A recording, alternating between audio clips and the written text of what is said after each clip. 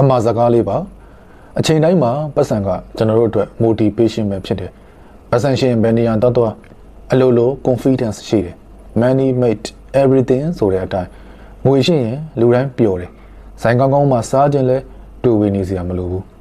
လမ်းသွားရင်လည်းလိုချင်တာတွေတွေ့ရင်လဲတွေ့ဝေနေစရာမလိုပဲနဲ့ပတ်ခနဲ့ဝယ်လိုက်ဖို့ဝင်မလေးဘူးပတ်စံရှိမှသာကျွန်တော်တို့အိမ်မက်တွေကိုမြန်မြန်အကောင့်ထဲပေါ်နိုင်မှာဖြစ်တယ်ပတ်စံရှိမှသာကျွန်တော်တို့ဖြစ်ချင်တာတွေအကုန်လုပ်လို့ရမှာပတ်စံရှိမှကျွန်တော်တို့ချစ်ရသူတွေရဲ့လုံအင်ဆန္ဒတွေကိုအကုန်လုံးဖြည့်ဆည်းပေးနိုင်မှာဒါကြောင့်ပတ်စံရှာရမယ်3သင်းမှ3ပါ Twitter စုဆောင်းပါမဖြုံးပါနဲ့ငွေမရှိရင်ဘဝဟာဟိုးအောက်ဆုံးမှာဆိုတာကိုတွေ့ခံစားဖို့လို့ဒီဆောင်လေးကိုမျှဝေပေးတာဖြစ်ပါတယ်ကျေးဇူးတင်ပါတယ်ချစ်ချင်းအဖြစ်လောကသစ္စာပတ်စံရှာပါလို့ကျွန်တော်ပြောတာကငွေမှတ်ဖို့မဟုတ်ပါဘူးငွေမရှိလည်းပဲလုံးလို့ရတဲ့အရာတွေငွေနဲ့ဝယ်ယူလို့မရတဲ့အရာတွေမရှိဘူးတော့မဟုတ်ဘူးရှိပါတယ်ဒါပေမဲ့ကျွန်တော်တွေ့ဘူးတစ်လောက်ကတော့ငွေနဲ့ဖန်တီးရတဲ့အရာတွေကပို့ပြီးတော့များနေတယ်လို့တွေ့ရတယ်စားဝတ်နေရေးလူတွေမှာအရေးအကြီးဆုံးပဲဒါတွေကငွေမရှိရင်ဘာမှကိုလုပ်လို့မရတာကြမ်းပါကြီးဟုတ်ပါတယ်ငွေနဲ့တော့ဝယ်လို့မရဘူးပေါ့ဒါပေမဲ့ငွေရှိမယ်ဆိုရင်တော့နည်းနည်းဆွဲဆန့်ထားလို့ရတယ်တင်းနေမစေသေးဘူးဆိုရင်ပေါ့မသေးသေးမဲနဲ့တေရတယ်ကွာဒီစကားကိုမိတ်ဆွေကြားဘူးလိမ့်မယ်ပတ်စံမရှိလို့စေးမကုနိုင်လို့မသေးတဲ့မဲနဲ့တေရတာဆိုပြီးပြောနေကြတဲ့စကားတရားသဘောတွေခဏဘေးဖယ်ထားပါအောင်ငွေမရှိတော့တေရတော့မှငွေကိုအချောင်းရှာပြီးတော့တရားခံလောက်ကြတဲ့သူတွေရှိတယ်ချစ်ချင်းမေတ္တာတရားလားဟုတ်တယ်ပတ်စံရှိရင်ချစ်ချင်းမေတ္တာတရားတွေအများကြီးဝယ်လို့ရတယ်ချစ်တာတွေမေတ္တာတွေခဏထားပါအောင်ပတ်စံရှိမယ်ဆိုရင်တော့ချစ်လိုက်ကြတာမှတုံးလို့ကိုရတာမဲခြင်းမဲသွားမယ်အရှိရအောင်တော့ပြုံလေးပဲအဲ့ဒါပတ်စံပဲ16နှစ်သမီးလေးကလည်း62နှစ်အဖိုးကြီးကိုတုံးလို့ချစ်လိုက်တာ16နှစ်သားလေးကလည်း62နှစ်အဖွားကြီးကိုတုံးလို့ချစ်လိုက်တာအန်းနယ်ပေးကတ်နယ်ဆိုတဲ့စကားခေတ်စားလာတာကပတ်စံရှိလို့ပေါ့မအန်းနိုင်လို့ကတော့အဖိုးကြီးနှာဘူးကြီးတနာယူကြီးတေကာနီးကြီးနဲ့ဘာညာပြောလိုက်ကြမှာရစရာတော့ရှိမှာမဟုတ်ဘူးရွယ်တူတန်းတူဆိုလဲဒီလိုပဲဒီအစင်နဲ့ဒီအစင်နေမို့လို့အာမနာရှာမကျိုးစသဖြင့်အပြောခံလိုက်ရရင်အဲ့ဒီနေရာမှာတင်မဲ့ခြုံပွဲချငိုလိုက်လို့ရတယ်အဲ့ဒါလဲပတ်စံပဲပြဿနာတစ်ခုဖြစ်မလားကိုဘကဘလောက်ပဲရိုးသားနေပါစေတရားကိုနှက်ဆောက်တယ်တဲ့အဲ့ဒီတရားမှာငွေမရှိလို့ကတော့တရားဆောက်နှက်ကကိုကိုတောက်ဖက်ကိုလုံးမှာမဟုတ်ဘူးကောင်းတော့သူတော့ရှိပါတယ်ဒါပေမဲ့နဲတယ်လေဒီနိုင်ငံမှာကပြောရရင်တော့ငရဲကြီးမလားပဲဗျာကြော့ပါနော်အိမ်တအိမ်မိသားစုတစုမှကြည့်သားသမီးချင်းအတူတူညီကိုမောင်နှမချင်းအတူတူတော့မှငွေရှာနိုင်တဲ့သူနဲ့ငွေမရှာနိုင်တဲ့သူနည်းနည်းတော့ကွာတာပဲနော်ပြန်စဉ်းစားကြည့်ကျွန်တော်ပြောတာဟုတ်လားဒါကြောင့်ငွေမရှိရင်ဘဝကြီးကဟိုးအောက်မှာဟိုးအောက်ဆုံးမှာခံစားမှုတယ်မလားကိုလိုချင်တဲ့ပစ္စည်းလေးတွေ့ရင်ဈေးနှုန်းလေးကိုကြည့်ကိုရဲ့အိတ်ကလေးကိုစမ်းကြည့်ပြီးတော့မဝယ်နိုင်လို့မချချင်ချချင်တဲ့အသာလေးပြန်ချထားလိုက်ရတာဟိုကြည့်ဒီကြည့်နဲ့မျက်နှာလေးငယ်နေခဲ့ရတာသူများဝယ်ချမ်းပြီးတော့ချင်းနဲ့ပစ်ထည့်နေရတဲ့ကိုကြည့်ပြီးတော့ခံစားခဲ့ကြဘူးတယ်မလားဈေးဝယ်စင်တာကြီးတွေကိုအပြင်ကငေးကြည့်ရောင်းတောင်ကြောင်တောင်ဟိုကြည့်ဒီကြည့်နဲ့ဝင်လိုက်ခက်တီတီနဲ့ဈေးအပေါ်ဆုံးပစ္စည်းတွေတစ်ခုနှစ်ခုဝယ်ပြီးတော့ပြန်ထွက်ဒီလိုလုပ်ဘူးကြတယ်မလားဒါတွေကဘာကြောက်လဲပတ်စံလေပတ်စံရှိမှဖြစ်မှာဒါဆိုရင်မေးစရာရှိတယ်ပတ်စံမရှိလဲဖြစ်တယ်ဆိုတဲ့အရာတွေကိုနည်းနည်းလောက်ခန်းစားကြည့်ဖူးကြလားလူချင်းတန်းချင်းလိုပဲဖြစ်ပရာဟိတလှုပ်ချင်းလိုပဲဖြစ်ငွေရှိတော့ပူလှုပ်လို့ရတာပေါ့မဟုတ်ဘူးလားအခုခေတ်မှာချစ်ချင်းမြတ်တာတရားတွေတနာကျင်နာမှုတွေပျော်ရွှင်ကြည်နူးမှုတွေမုန်းတိနာကျင်မှုတွေကြေကွဲဝမ်းနည်းမှုတွေစတဲ့စိတ်နဲ့သက်ဆိုင်တဲ့ကိစ္စတွေတော့မှပတ်စံကဝင်ရောက်ချဲလေးနေပြီဆိုတာခမားတို့ကြုံဘူးကြမှာပါဒီချင်းတရားကလွဲလို့ဖျားပေးတဲ့လူခန္ဓာကိုယ်တော်မှပတ်စံနဲ့အပြောင်းအလဲလုပ်လို့ရနေပြီလေယောက်ျားကမိန်းမဖြစ်အောင်လုပ်မယ်မိန်းမကလည်းယောက်ျားဖြစ်အောင်ပြောင်းလို့ရမယ်ဒါတွေကပတ်စံရှိမှလုပ်လို့ရတာပတ်စံရှိရင်မြန်မာပြည်ထဲမှာတည်းမဟုတ်ဘူးခမားချိတ်တဲ့နိုင်ငံမှာသွားနေလို့ရတယ်အဲ့ဒါပတ်စံပဲနတ်သမီးလေးတွေ4-500ဆိုတာပြင်းအောင်ပြင်းသေးတယ်တေပြီးမှနတ်ပြည်ရောက်တာမဟုတ်ဘူးပတ်စံရှိရင်အငွေးတယ်မကောက်ဘူးအတွေ့ပါတဲ့တော့ခံစားလို့ရတယ်ကဲဘာလို့ကြမလဲအဲ့တော့ပတ်စံရှာရမယ်ချမ်းသာတဲ့ဓာတ်မခံနိုင်ဘူးဆိုတော့ယူနေလို့ပြောတာလူတိုင်းခံစားနိုင်တယ် ချမ်းသာပြီးပျက်စီးရင်ဘာမှမဖြစ်ဘူးဆင်းရဲလို့ပျက်စီးတယ်ဆိုရင်တော့ရစရာကိုမရှိတော့တာဒါကြောင့်ပတ်စံရှာပါလို့ကျွန်တော်ပြောတာမလွန်ဘူးနော်ချွေတာရမယ်စူဆောင်ရမယ်တရားတဲ့နီးနဲ့ဆိုရင်တရုတ်လိုပဲရှာရှာကလားလိုပဲစုစုဘလို့နီးနဲ့ပဲဖြစ်ဖြစ်ရအောင်ရှာပြီးတော့ရအောင်စုပတ်စံရှင်ခမည်းဖင်ကထွက်တဲ့အီးတောင်မှာအနံ့ပြောင်းသွားလိမ့်မယ်ဟဲဟဲတခုတော့တတိထားပေါ့မှန်မှန်ကန်ကန်တရားတစ်ဖြစ်ရှာရမယ်နီးမှန်လမ်းမှန်လုပ်ရမယ်အတုံးနဲ့အဖြုံးကိုစင်ကြယ်ရမယ်ချွေတာစုဆောင်အတိတတိလေးနဲ့ရှင်တန်ဒါဆိုရင်ရပြီနောက်ဆင်ကြသူအလုံ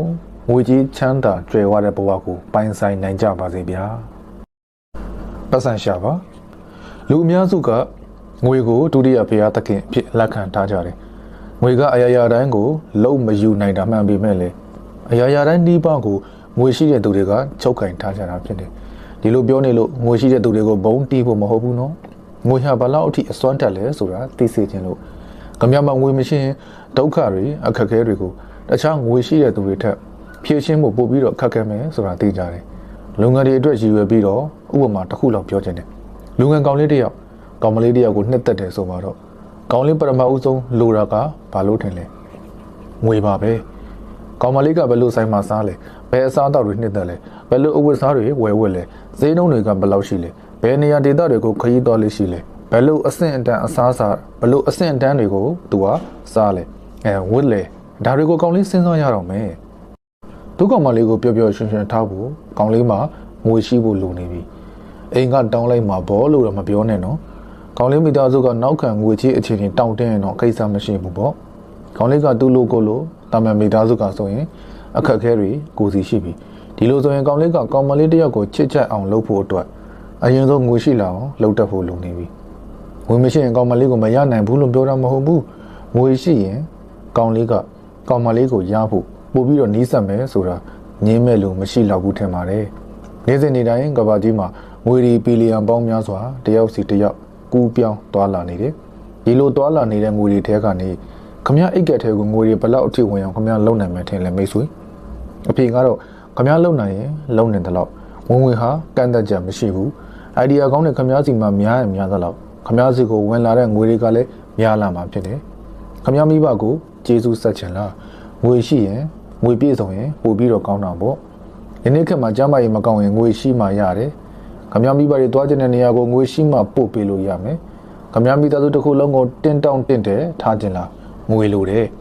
အိမ်ကောင်းကောင်းမှာထားခြင်းလားငွေလိုတယ်ဒါတွေအားလုံးကိုငွေအစားခမရချစ်ချင်းမြတ်တာတွေနဲ့ပန်စင်းလုပ်ပြီးတော့တွားဖြည့်ရှင်ပေးလို့မရဘူးလူအများစုကပြောတယ်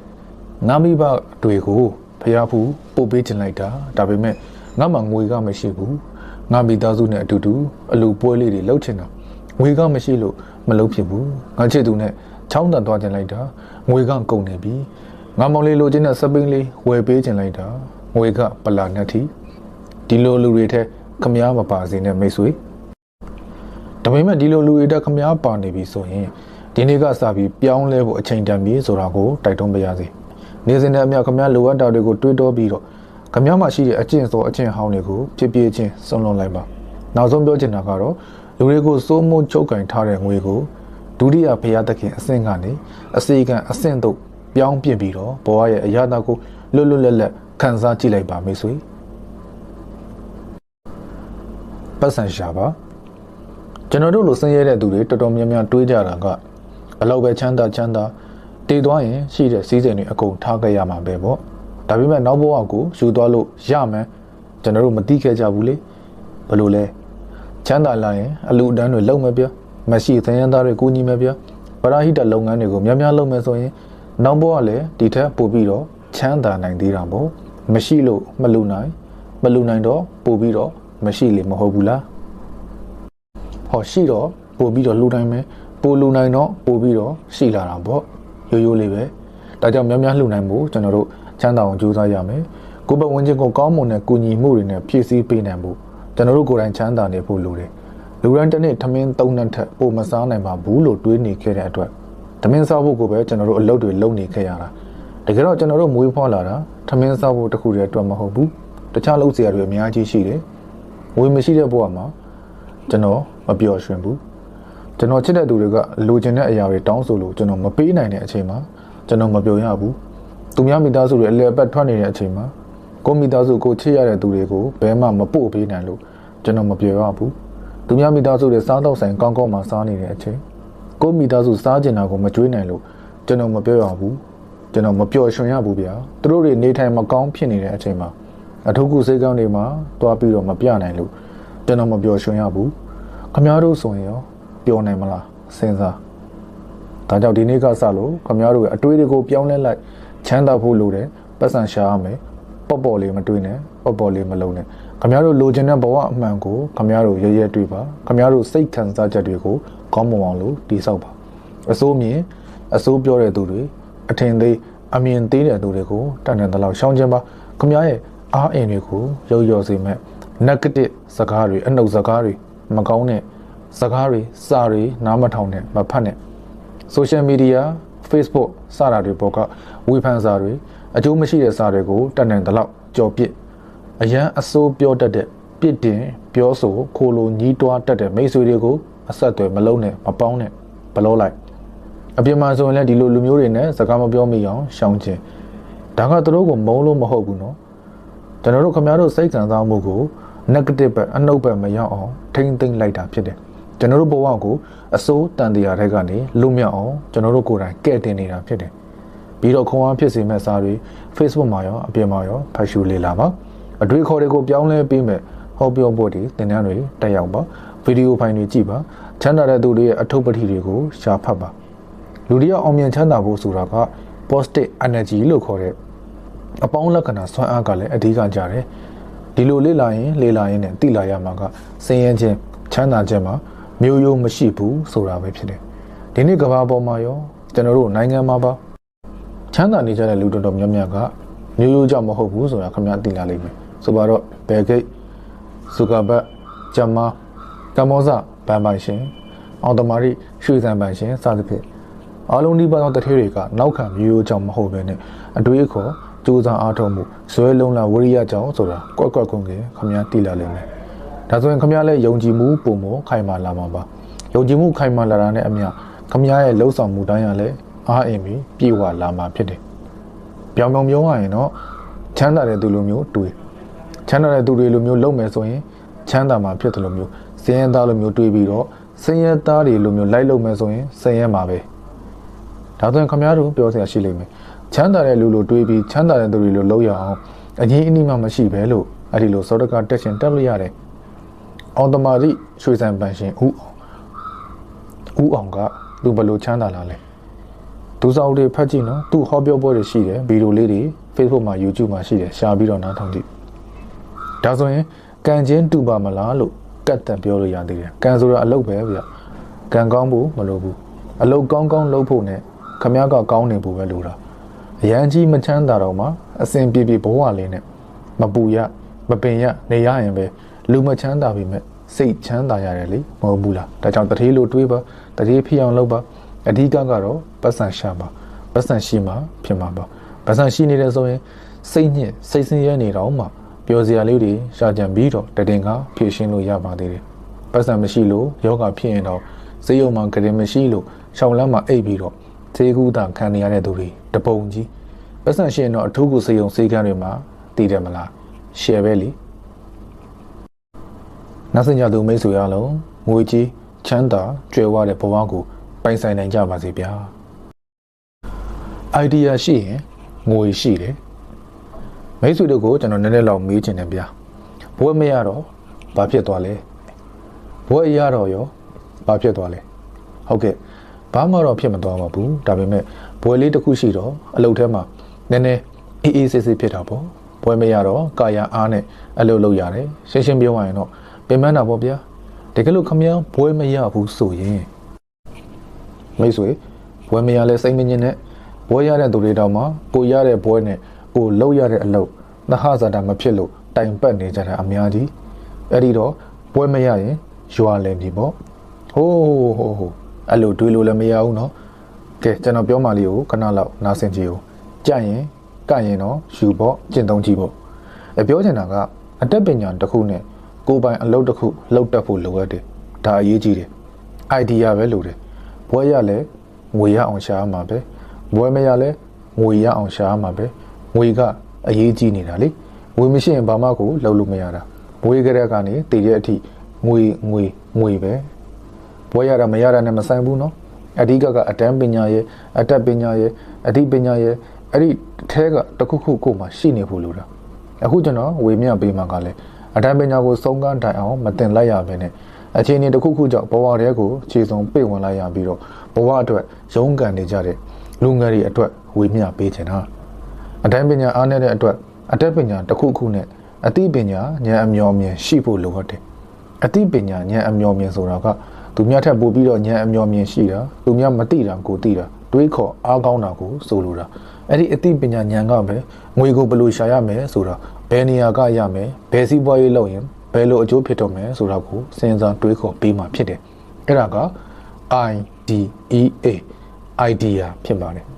ဥပမာထိုင်ကုန်တစ်လုံးကိုတယောက်ပဲထိုင်လို့ရတယ်ဒါပေမဲ့လူ2ယောက်ထိုင်လို့ရအောင်ဘယ်လိုလုပ်မလဲဘယ်လိုထိုင်ရင်2ယောက်ထိုင်လို့ရမလဲစသဖြင့်စဉ်းစားတွေးခေါ်တတ်ဖို့လိုတယ်ကျွန်တော်စဉ်းစားမိတယ်လို့ပြောကြည့်ပါမယ်တကယ်တော့လူတစ်ယောက်ကစိတ်ကူးဉာဏ် idea မရှိရင်ကံဆိုတာလည်းမရှိတယ်လို့ဘယ်တော့မှလည်းအစဉ်ပြေပြေချမ်းချမ်းသာသာနေဖို့ပြည့်စုံနေမှာမဟုတ်ဘူးတရားသဘောနဲ့ပြောရရင်ကြီးပွားချမ်းသာဖို့ဆိုတာရှေ့ဘဝကကံနဲ့ဆိုင်တဲ့ဆိုရင်အပူပင်ကင်းကင်းနဲ့ပြည့်စုံကုန်လုံးဖို့ဆိုတာကြတော့စိတ်ကူးဉာဏ် idea နဲ့ဆိုင်တယ်လို့ကျွန်တော်ခံယူတယ်အတိတ်ကံကြောင့်ကြီးပွားချမ်းသာတယ်ဆိုတာကလူအ ਨੇ စုပါအတိတ်ကံကြောင့်ကြီးပွားချမ်းသာတယ်ဆိုရင်တော့စိတ်ကူးဉာဏ် idea ကတော့ကူရတာပဲလေရာဇဝင်ထဲကကလေး80တတိသားတော်မှာ idea မရှိတော့ခွက်ဆွဲရတဲ့ဘဝကိုရောက်သွားသေးတာပဲအတိတ်ကံကြောင့်ကြီးပွားချမ်းသာနေရတဲ့သူကကိုရုကိုချုံပြီးတော့ကြီးပွားချမ်းသာအောင်မြင်နေတဲ့သူထက်အားစိုက်ထုတ်ရတာအခက်အခဲတွေ့တာပြဿနာရှိတာနည်းနည်းလေးသူတို့ကတက်တာသွားတာပဲရှိတာ idea အားကတော့စိုက်ရတာပဲဒါကြောင့်ချမ်းသာခြင်း idea ရှိအောင်သူများထက်သိအောင်လို့ကြိုးစားပါငွေကိုဘယ်လိုရှာရမလဲအချိန်တိုင်းတွေးခေါ်ပါငါမှအတတ်ပညာပါရှိလေဘာတွေထပ်ပြီးဖြစ်ရအောင်မလဲအမြဲစဉ်းစားနေပါအတတ်ပညာတန်မိုးကဘွဲရပြီးသွားရင်ပြီးသွားပေမဲ့အသိပညာတန်မိုးကတော့တည်တဲ့အထိရှာရမှာဖြစ်တယ်အတတ်ပညာမလိုဘူးလို့ကျွန်တော်မပြောဘူးเนาะအသိပညာနဲ့စက်ကူးဉာဏ်ကိုလည်းအဓိကထောက်ပံ့ပေးတာကအတတ်ပညာဒါပေမဲ့အဲ့ဒီအတတ်ပညာခမည်းတော်ကျွန်တော်တို့စီမှာအားနည်းနေခဲ့မယ်ဆိုရင်ကျွန်တော်တို့စီရှိရမှာကစိတ်ကူးဉာဏ် idea ဖြစ်တယ်လေးလာပါသင်ယူပါယူသားပါကြိုးစားပါစဉ်ဆက်မပြတ်တွေးခေါ်နေပါဆွဲရှိရမယ်ဒါဆိုရင်ခမည်းလက်ထက်ကိုငွေရောက်လာမှာဖြစ်ပါတယ်ပတ်စံရှာတဲ့အခါဘယ်တော့မှဝင်ငွေတစ်ခုတည်းပေါ်မှာမရက်တည်ပါနဲ့အချောင်းတော့ဒုတိယဝင်ငွေစက္ကန့်အင်ကန်တစ်ခုရရှိအောင်လို့ရင်းနှီးထားပါဖန်တီးထားပါလူတစ်ယောက်ကဝင်ငွေတစ်ခုတည်းကိုခြေစုံပစ်ပြီးတော့ရက်တည်နေအဲ့ဒီဝင်ငွေရက်တန်သွားတဲ့နေ့ခြေမကန်မိလက်မကန်မိဖြစ်ရတတ်တယ်ဘဝမှာလည်းအလုံးပြောင်းဆန်သွားတတ်တယ်ဒါကြောင့်ဒုတိယဝင်ငွေစက္ကန့်အင်ကန်ရနိုင်မယ်နီလန်းကိုအမြဲရှာကြံတွေးတောနေပါ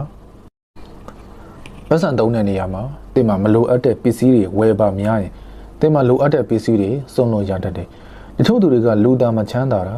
ဂိုင်းနဲ့အသုံးဆောင်တွေကတော့အပြန်စားတွေကြီးပဲရေရှည်ကိုမကြည့်ဘဲနဲ့ရေတိုကိုပဲကြည့်တတ်တဲ့လူမျိုးတွေပေါ့သူများလောက်တာလိုက်လှုပ်ချင်းတယ်ဒါပေမဲ့သူများလို့သူမချမ်းသာသေးဘူးဆိုတာမေ့နေတတ်ကြတယ်ကိုကမချမ်းသာသေးတဲ့အချိန်မှာချမ်းသာတဲ့သူတွေနဲ့ iPhone ပြန်ပြီးတော့ကင်မယ်ဆိုရင်အဲ့လိုမျိုးသွားမလုံးနဲ့တင်ပဲရှုံးသွားလိမ့်မယ်မလိုတာတွေဝယ်နေတာတွေအတွက်လိုတဲ့အခါမှာသုံးစရာငွေမရှိဖြစ်တတ်တယ်ပတ်စံစုတဲ့နေရာမှာသုံးပြီးလို့ပိုတာကိုမစုနဲ့စုပြီးလို့ပိုတာကိုသုံးရမယ်သုံးပြီးလို့ပိုမှစုမယ်ဆိုရင်ဒီသက်တင်စုဖြစ်ဖို့မလွယ်တော့ဘူးပတ်စံဝင်လာရင်အရင်ဆုံးတင်စဉ်းစားရမှာကဘယ်လောက်စုမလဲဆိုတာပဲဖြစ်နေပြီးမှပိုတာကိုသုံးပါစုဆိုတာကလည်းတစ်သလုံးစုဘူးထဲမှာအဲ့ဒီပတ်စံကိုထားဖို့ပြောတာမဟုတ်ဘူးတင်ဖို့အတွက်လိုအပ်တဲ့နေရာမှာအသုံးချဖို့ဖြစ်တယ်တင်းရဲ့တံမိုးကိုမြင့်ဖို့တင်းအရေးချင်းတွေကိုမြင့်တင်ရမယ်အဲ့ဒီလိုလုပ်ဖို့တင်တန်းတွေတက်ရမယ်စာအုပ်တွေဖတ်ရမယ်အဲ့ဒီအတွက်တင်းမှာပတ်စံလိုအပ်တယ်အဲ့ဒီငွေကိုတင်သုံးနိုင်တယ်စွန်စားတဲ့နေရာမှာရေအတိတ်အနက်ကိုခြေနှစ်ချောင်းလုံးချပြီးတော့မစမ်းပါနဲ့တဲ့မစွန်စားနဲ့လို့ဆိုလိုတာမစွန်စားနဲ့လို့ပြောတာမဟုတ်ဘူးမစွန်စားနဲ့လို့ဆိုလိုတာမဟုတ်ဘူးမစွန်စားနဲ့လို့ပြောတာမဟုတ်ဘူးမစွန်စားပဲနဲ့လေမအောင်မြင်နိုင်ပြန်ဘူးဒါပေမဲ့စွန်စားတဲ့နေရာမှာတော့ပါနှက်ဖို့လိုအပ်တယ်အန်ရရှိတဲ့ကိစ္စမျိုးကိုရှိသမျှပတ်စံတွေပုံအောင်လိုက်တာမျိုးမလုပ်ပါနဲ့ ရင်းနှီးမြုပ်နှံတဲ့နေရာမှာချက်ဥတွေအားလုံးကိုဘယ်တော့မှချင်းတောင်းတစ်ခုထဲမှာစုပြုံမထည့်နဲ့တဲ့အရင်နှီးလုပ်ပြီးဆိုရင်လေရှိသမျှပတ်စံအားလုံးကိုတနေရာထဲမှာစုပြုံပြီးတော့မရင်းနှီးနဲ့တဲ့လုပ်ငန်းဆိုတာမြတ်နိုင်တလို့ရှုံးလဲရှုံးနိုင်တယ်အားလုံးကိုတနေရာထဲမှာစုပြုံရင်းနှီးထားရင်ရှုံးတဲ့အခါတပြားမှမချမ်းဖြစ်သွားလိမ့်မယ်မျောလင့်တဲ့နေရာမှာရိုးသားခြင်းဆိုတာကရှားပါပြီးဈေးကြီးတဲ့လက်ဆောင်မှုတစ်ခုဒါကြောင့်ခပ်ပေါ်ပေါ်လူတွေစီကနေမမျောလင့်နဲ့တဲ့တင်ရိုးသားသလိုလူတိုင်းရိုးသားမယ်လို့ဘယ်တော့မှသိချတွက်မထားနဲ့ရိုးသားမှုဆိုတာဒီခေတ်ကြီးထဲမှာတော်တော်ရှားပါနေတဲ့အရာဖြစ်တယ်ဒါကြောင့်ယူယူမိုင်းမိုင်းနဲ့ဒီတန်ဖိုးကြီးပစ္စည်းကိုလူတိုင်းစီကနေမမျောလင့်မိပါစေနဲ့ ready okay ကျွန်တော်တို့ဘဝမှာအောင်မြင်ပျော်ရွှင်ကျင့်တတ်မှုတွေရဖို့အတွက်ကျွန်တော်တို့အရင်ကမပြောင်းလဲခဲ့တဲ့အရာတွေကိုအခုပြောင်းလဲရမယ်ဒါဆိုရင်ကျွန်တော်တို့ဘယ်ကစပြီးတော့ပြောင်းလဲကြမလဲစဉ်းစားမနေနဲ့အဓိကကငွေပဲအဲ့ဒီကနေစပြီးတော့ပြောင်းပတ်စံရှာရမယ်ပတ်စံရှိမှဖြစ်တော့မယ်ဆိုတဲ့အချိန်ကခရီးတစ်ခုကိုစတင်ဖို့လက်မှတ်စဝယ်လိုက်တာနဲ့တူတယ်လောကမှာပတ်စံရှိမှပို့ပြီးတော့အဆင်ပြေနိုင်တယ်ဒါအားလုံးသိပဲမိသားစုထဲမှာကြည့်လိုက်ပတ်စံရှာနိုင်တဲ့သူကပို့ပြီးတော့အခွင့်အရေးရတယ်ပို့ပြီးတော့စကားအောင်တယ်အပေါင်းနဲ့တွေတဲ့ကြည့်လိုက်ပါပတ်စံရှိတဲ့လူကပို့လူရဝင်တယ်အဖွဲအသေးတစ်ခုကြည့်ပတ်စံရှိတဲ့သူကပို့နေရရတယ်ဒါကလောကကြီးမှာရာခိုင်နှုန်းတော်တော်များများဖြစ်နေတာဘယ်နည်းနဲ့ပဲကြည့်ကြည့်ကျွန်တော်တို့ပတ်စံရှာရမှာဖြစ်တယ်ကျွန်တော်တို့မှာငွေရှိမှကျွန်တော်တို့ချစ်တဲ့သူတွေအတွက်ကျွန်တော်တို့လှုပ်ချင်တဲ့အရာတွေအတွက်ကျွန်တော်တို့ပြောချင်တဲ့စကားတွေအတွက်အားလုံးမဟုတ်ရင်တော့မှငွေနဲ့တော်တော်များများလှုပ်လို့ရပါတယ်ခင်မင်မှုကပိုအရေးကြီးတယ်ပြောချင်တာလားဟုတ်ပါတယ်လူတော်တော်များများကတော့ငွေရှိရင်ပို့ပြီးတော့ခင်မင်တက်ကြပါတယ်ခင်ဗျာရိုးသားမှုကပိုအရေးကြီးတယ်လားဟုတ်ပါတယ်ဗျာလူအများစုကမရိုးသားရင်တော့မှငွေရှိတဲ့လူဆိုရင်တိတ်မပြောရဲကြဘူးပညာရေးကပိုအရေးကြီးတယ်ပေါ့မှန်ပါတယ်ငွေရှိမှပညာသင်လို့ရတဲ့ခေတ်ကြီးမှာပညာရွှေအိုးကငွေရှိမှဝယ်လို့ရတာကိုပိုင်ကျောင်းတွေကိုတန်ပြောတာနော်အစိုးရကျောင်းကတော့မပါဘူးပေါ့ဟဲဒါကတော့ချွင်းချက်ပေါ့ကိုကျင်တရားကအရေးကြီးဆုံးလားဟုတ်တယ်ကိုကျင်တရားမကောင်းတဲ့သူတွေသာငွေရှိလာရင်အမှန်တရားဟာရောက်လာဖို့ခြေလမ်းတွေရပ်တန့်သွားလိမ့်မယ်အချစ်ကအရေးကြီးတာပေါ့ဟဲရည်စရာအကောင်းဆုံးပြက်လုံးပေါ့ဗျာလူအလုံးလိုကတော့ငွေမရှိရင်ရုပ်ဆိုးတယ်လို့မြင်ကြတယ်ငွေမရှိရင်အနာကရင်တော့မှနန်တယ်လို့ထင်ကြတယ်ဗျာငွေမရှိရင်ရိုးသားစွာချစ်နေရင်တော့မှပိုင်းလုံးလို့ထင်ကြတယ်ငွေမရှိတဲ့သူနဲ့ငွေရှိတဲ့သူဆိုရင်ပေါက်တဲ့အီးတောင်မှအနမ်းကနည်းနည်းကွာမလားပဲနော်ဟဲစားတော့နေနားထောင်နေဆိုရင်တော့ sorry ဗျာ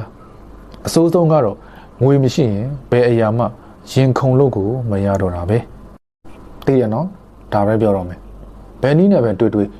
ဘယ်ဘက်ကပဲတွေ့ငွေရှိမှအရာအလုံးအဆင်ပြေတော့1010ကဖြုံးရင်10သိန်း10ကဖြုံး10သိန်း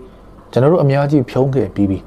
မလိုတာတွေဝယ်ခဲ့ဘူးတယ်မတန်တာတွေစားခဲ့ဘူးတယ်မတန်တာတွေဝစ်ခဲ့ဘူးတယ်မရှိရင်လည်းချင်းကားပြီးဖြောခဲ့ဘူးတယ်တရားမပါဘဲနဲ့ကြွားဝါပြီးလှူဒန်းခဲ့ကြဘူးတယ်အားနာပြီးတော့ကုန်ခဲ့ကြဘူးတယ်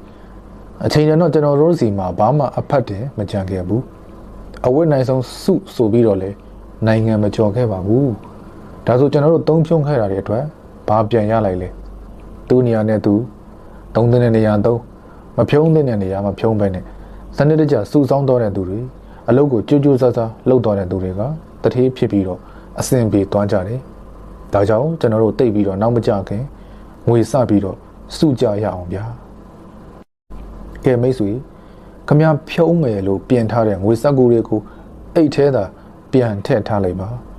ပြောင်းမယ်ဆိုရင်ဒီနေ့ကစပြီးတော့ပြောင်းကြတာပေါ့အိမ်မက်တွေရဲ့အစုံ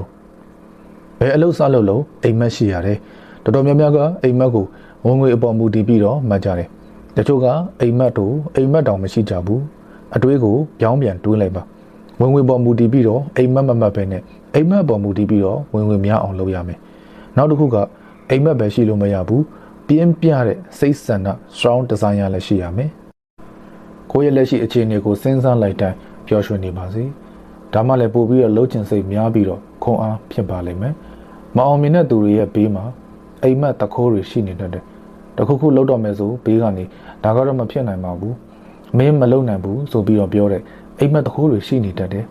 စမ်းကျင်ဘက်အောင်မြင်တဲ့သူတွေပေးမှာတော့အိမ်မက်ကိုအမြဲတမ်းအားပေးကူညီတဲ့အပြုသဘောဆောင်တဲ့သူတွေရှိနေတတ်တယ်ဒါကြောင့်အိမ်မက်တခိုးတွေအနားမှာမနေနဲ့မပတ်သက်မိစေနဲ့အကောင်းမြင်စကားများများပြောကိုပြောတဲ့စကားကကိုဆုံးဖြတ်ပေးတယ်ဒီနေ့ကံမကောင်းဘူးကွာဒီနေ့အဆူခံရပြန်ပြီးအစင်မပြေလိုက်တော့ကွာစသဖြင့်မိဆိုရောဘလို့ညင်းညူတက်လဲအောင်မြင်တဲ့သူတွေကအပြုသဘောဆောင်တဲ့စကားပဲပြောတယ်ဘာလို့လဲဆိုတော့စကလုံးတွေမှာစွမ်းအားတွေရှိနေလို့ပဲတစုံတစ်ယောက်ကအစင်ပြေလားမေးလာရင်အကောင်းဆုံးအစင်ပြေပါတယ်အခြေအနေကောင်းပါတယ်အစရှိတဲ့ဖြစ်ဒါပဲဖြစ်ချင်တာကိုခဏခဏစဉ်းစားကိုယ့်ရဲ့အိမ်မက်အကြောင်းကိုကိုယ့်အကိုပြန်သုံးသပ်မှုပြုလုပ်စာအုပ်တွေဖတ်ဟောပြောပွဲတွေနားထောင်စိတ်သက်ခွန်အားဖြစ်စေမဲ့စာတွေများများဖတ်နောက်တစ်ခုက social media ပေါ်ကအစိုးမြင်တဲ့စာတွေကိုမဖတ်နဲ့နားမထောင်နဲ့တယောစာတွေပြက်လုံးတွေအစိုးမြင်စေမဲ့ negative စာပေတွေကိုရှောင်အစိုးတွေကိုဖတ်ပြီးတော့အစိုးတွေတွေးရင်အစိုးပဲရလိမ့်မယ်အတွေးခေါ်တွေမှန်အောင်လို့တွေးရမယ်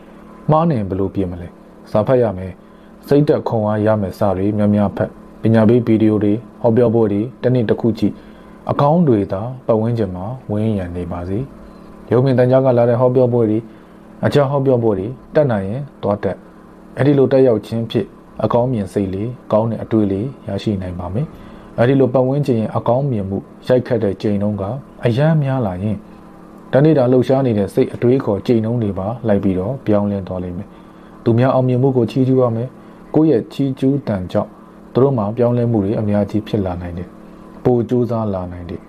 ဒါကြောင့်အောင်မြင်သူတယောက်ကိုတွေ့ရတဲ့ဝမ်းမြောက်ဝမ်းသာအတိအမှတ်ပြုပေးဖို့လိုအပ်တယ်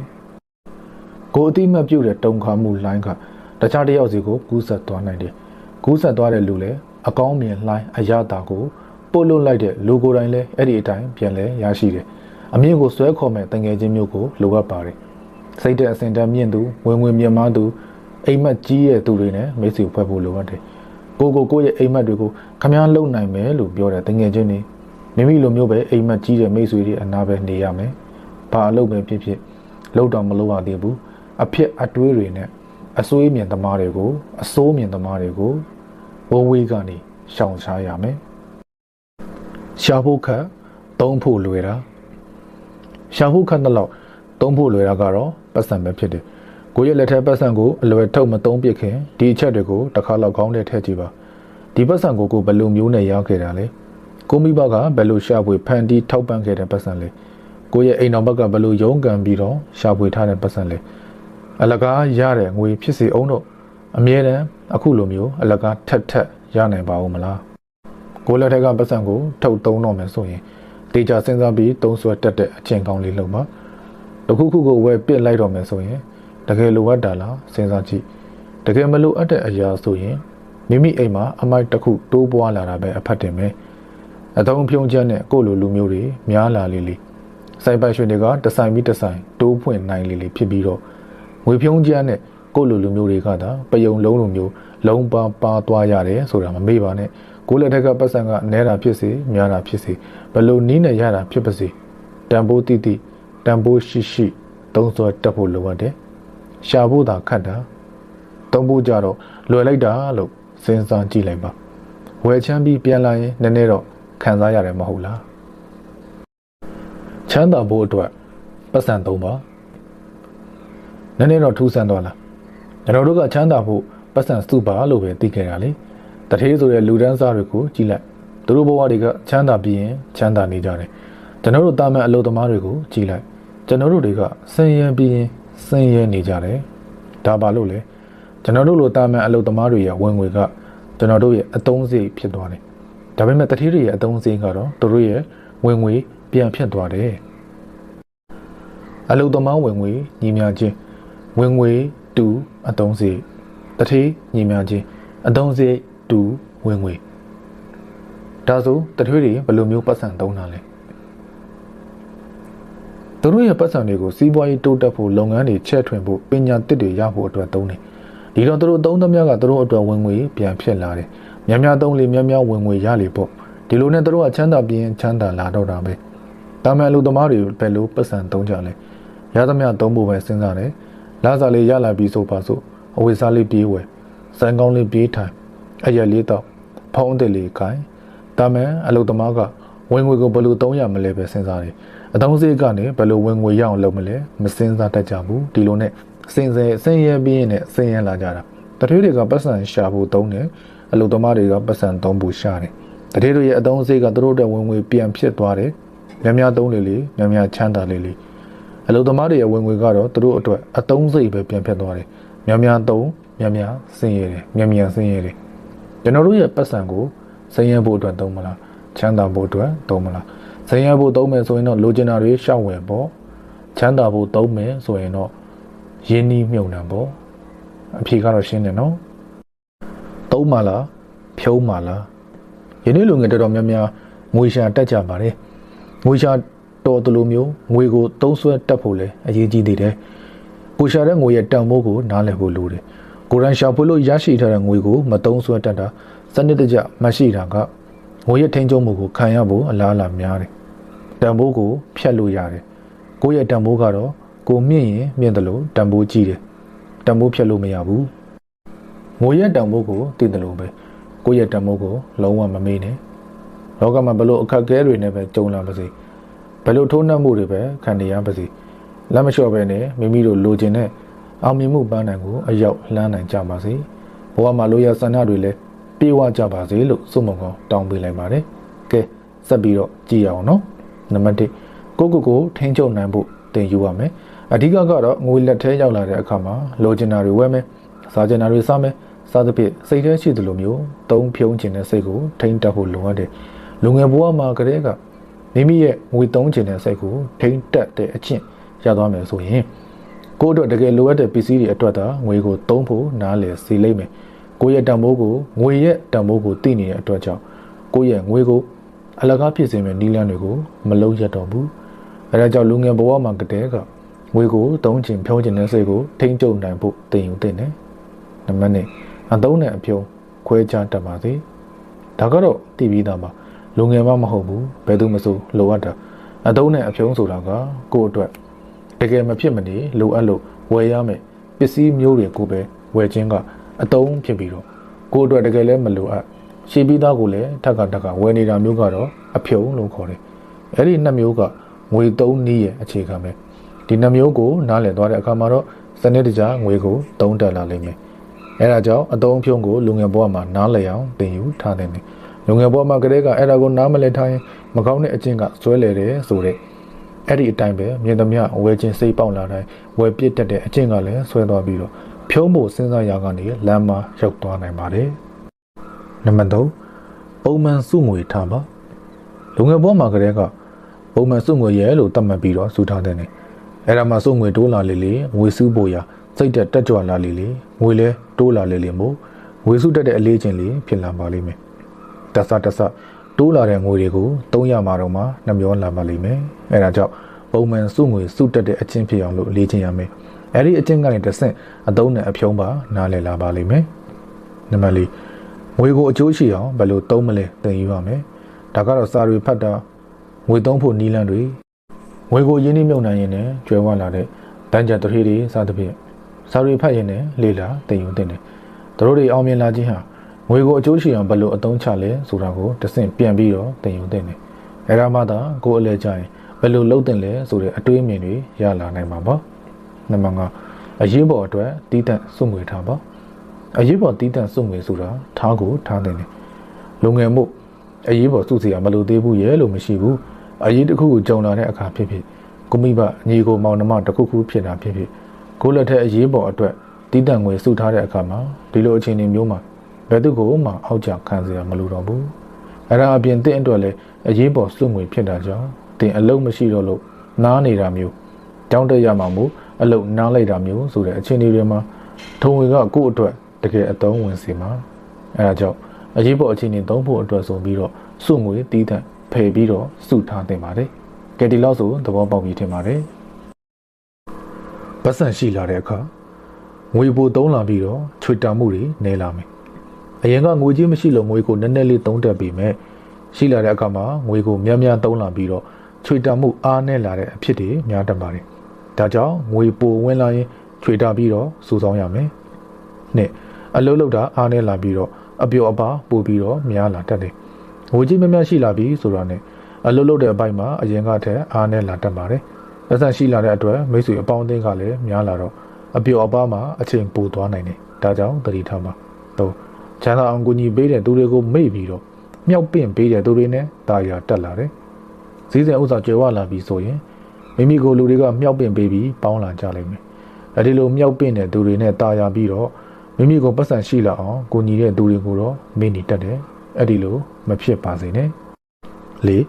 မလိုအပ်တဲ့ပစ္စည်းတွေကိုစိတ်ကြည်နပ်ဖို့အတွက်ဝယ်ဖြစ်တယ်ပတ်စံမရှိခင်တုန်းကဆိုရင်ပစ္စည်းတစ်မျိုးဝယ်မယ်ဆိုရင်တကယ်လိုအပ်ပြီးအသုံးတဲ့တာတွေကိုပဲဝယ်ဖြစ်ခဲ့ပေမဲ့လေပတ်စံရှိလာတဲ့အခါမှာနည်းနည်းလေးလိုအပ်တာနဲ့ဝယ်ဖြစ်ခဲ့လိုက်တယ်နောက်ဆုံးတော့အိမ်မှာအမိုက်တွေဖြစ်သွားခဲ့တာပေါ့ဒါကြောင့်တတိထားရမယ်ငါဘဝမေ့ပြီးတော့ဘဝင်မမြင့်နဲ့မိမိရဲ့အရင်တုန်းကဘဝကိုမေ့နေတတ်တယ်ပတ်စံရှိလာပြီဆိုရင်အဆအဆရရပြောင်းလဲသွားလို့ဘဝင်မြင့်လာတတ်တယ်ဒီအတွက်တော့ဘဝမေ့ပြီးတော့ဘဝင်မမြင့်လိုက်နဲ့ကိုယ့်ရဲ့ကြိုးစားအထောက်မှုကြောင့်ပဲဖြစ်ဖြစ်ကံရံပံပိုးပေးမှုကြောင့်ပဲဖြစ်ဖြစ်အဆင်ပြေလာတယ်ငွေကြီးအဆင်ပြေလာတယ်ဆိုရင်လူဟာဘဝင်မြင့်ဘဝမေ့သွားတတ်ကြတာများတယ်လည်းလို့မဟုတ်ဘူးဆိုရင်တော့မှနည်းနည်းတော့ပြောင်းလဲသွားကြတာပဲအဲ့ဒါပြဿနာမရှိဘူးအဲ့ဒီအချိန်မှာအတိတတိရှိဖို့နဲ့ငွေကြီးရင်းနှီးမြုပ်နှံဖို့မမေ့ပါနဲ့လို့အကြံပေးချင်တာပါအင်အားရှိလာရင်ချက်ထွင်ဖို့ကြိုးစားပါနိုင်ငံတကာမှာကောမြန်မာနိုင်ငံမှာပါဘယ်တတိကမှငါတော့ချမ်းသာလာပြီတတိစရင်ဝင်ပြီဆိုပြီးတော့ထိုင်မနေရက်မနေကြပါဘူးစီးပွားရေးမြေဖို့မိတ်ဆွေပိုင်းနဲ့တောင်းတဲ့မှာကျုပ်10လုံးရှိတယ်ဆိုပါတော့ဒီနေ့ကိုလုံးစားပြီးတော့တစ်လုံးခြံထားမယ်ဆိုရင်10ရက်ကြာတဲ့အခါမှာဘာဖြစ်လာမလဲကျုပ်10လုံးရပြီပေါ့တစ်လုံးတော့ရှော့စားလိုက်လို့ဘာမှမသိကြပါဘူးဒီလိုပါပဲမိတ်ဆွေအလုပ်လုပ်မယ်ဆိုရင်အလုပ်ကရတဲ့ငွေ10ပုံတပုံကိုခြံထားလိုက်ပါ9ပုံတော့3လိုက်ရတဲ့အတွက်ဒီလောက်ကြီးလဲချိုးချံနေစေရမလိုပါဘူးနောက်တစ်ခုကမိတ်ဆွေရဲ့ဝင်ငွေထွက်ငွေကိုတေချာတိထားဖို့လိုအပ်တယ်မလိုအပ်ပဲနဲ့ထွက်နေတဲ့လမ်းကြောင်းတွေရှိတယ်ဆိုရင်အမြန်တော့ပိတ်ပစ်လိုက်ပါတော့အလုံးမမဟုတ်ရင်အိတ်ပေါက်နဲ့ဖားကောက်တယ်လို့ဖြစ်နေလိမ့်မယ်နောက်တစ်ခုကငွေကိုစုပါဒါပေမဲ့တတ်မဲ့လို့တော့သဘောမထားနဲ့တက်တွေဝက်တွေငွေသလိုပေါ့အကောင်တွေပွားဥတွေဥအကောင်တွေထပ်ပြီးတော့ပွား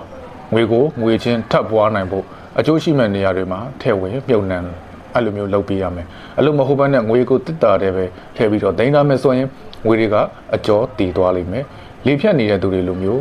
မိတ်ဆွေရဲ့ငွေတွေကအင်အားမရှိဖြစ်နေပါလိမ့်မယ်နောက်တစ်ချက်ကအလုပ်လုပ်တဲ့နေရာမှာလောင်းကစားမဆန်တဲ့မျက်ချင်မျက်မမျက်ချင်နေဆိုတဲ့သဘောမျိုးနဲ့မလုပ်ရဘူးမသေးကြတော့ဘူးကိုမကျွမ်းကျင်တဲ့မပိုင်တဲ့အလုပ်မှာဆိုရင်ဘလို့ရင်းနှီးမြုပ်နှံမှုမှသွားပြီးတော့မလုပ်ပါနဲ့နောက်တစ်ချက်ကဘာပဲလုပ်အပိုင်ဖြစ်အောင်လုပ်ပါအိမ်ပဲဖြစ်ဖြစ်ကားပဲဖြစ်ဖြစ်ကိုယ်ပိုင်ဖြစ်ဖို့ကြိုးစားပါဆိုင်ဖွင့်ရင်တော့မှငါးဖွင့်ဖို့စဉ်းစားပါဆိုင်ကအဝင်ငွေကအခန်းငါးခါကိုအရင်ကျွေးရမှာမို့လို့ပါမဖြစ်လို့လောက်ရပြီဆိုရင်လေကိုယ်ပိုင်ဖြစ်အောင်ဒါမြန်မြန်ကြိုးစားပါအငားနဲ့လောက်ရတဲ့ကိစ္စဆိုတာကဘာမှမတိကြလို့ပါကျွန်တော်တို့မြန်မာစကားပုံရှိတယ်ဗျာမတ်တက်စာထက်တုံးလုံးစာလိုအပ်တယ်ဆိုတာပေါ့ရော်မနေနဲ့မမျော်မှန်းနိုင်တဲ့အနာဂတ်အတွက်ကြိုတင်ပြင်ဆင်မှုတွေရှိပါစေရုပ်တရက်ဆိုတာခဏလေးပါဘာမှတေးကြတာမဟုတ်ဘူးကြိုးစားအားထုတ်မှုတွေကိုလုံးဝမလျှော့လိုက်နဲ့ကိုနဲ့လုပ်ငန်းတူတွေရှိနေတယ်ကိုကကြိုးစားလေးကိုကအောင်မြင်လေးပဲကိုကအားပေးတဲ့သူကိုရဲ့ဖောက်တယ်ဆိုတာကိုထက်သားတဲ့သူတော်တဲ့သူတွေ့မယ်ဆိုရင်အဲ့ဒီကိုသွားကြမှာပဲမြန်မာစကားပုံတစ်ခုရှိရလေတမားဆိုရင်အိုမာတဲ့ဒီဘက်ခေတ်ကြီးမှာတော့တမားဆိုရင်မအိုလဲရတယ်တီထွင်ကြံစားမှုသာလိုအပ်တာပါရှေးဦးဆွဲတွေရှိနေမယ်ဆိုရင်ကြံခဲ့မှာတေးကြတယ်ဒါကြောင့်ဘာပဲလုပ်ဘာအလုပ်ပဲလုပ်တီထွင်ကြံစားမှုကိုတော့အမြဲလေ့လာလောက်ကင်နေမှရမယ်ဘယ်တော့မှစူးစမ်းမှုကိုမလျှော့လိုက်နဲ့အလုပ်တစ်ခုမှာအချိန်ကြာတပါရစ်နာနဲ့မကြည့်ပေါ်နိုင်ဘူးတီထွင်ကြံစားမှုကခေတ်အမီလိုက်ပြီးတော့လုံနိုင်မှသာအဆင်ပြေမှာပါဒါကြောင့်ခင်ဗျာစီးပွားရေးတစ်ခုလုပ်တော့မယ်ဆိုရင်လိုက်နာကျင့်သုံးရမယ်အချက်လေးတွေကိုကျွန်တော်သိသလောက်ဝေမျှပေးတာဖြစ်ပါတယ်လိုရမယ်ဆိုရင်လည်းယူသုံးလိုက်ပေါ့ဗျာမိတ်ဆွေတို့အကျိုးရှိမှာ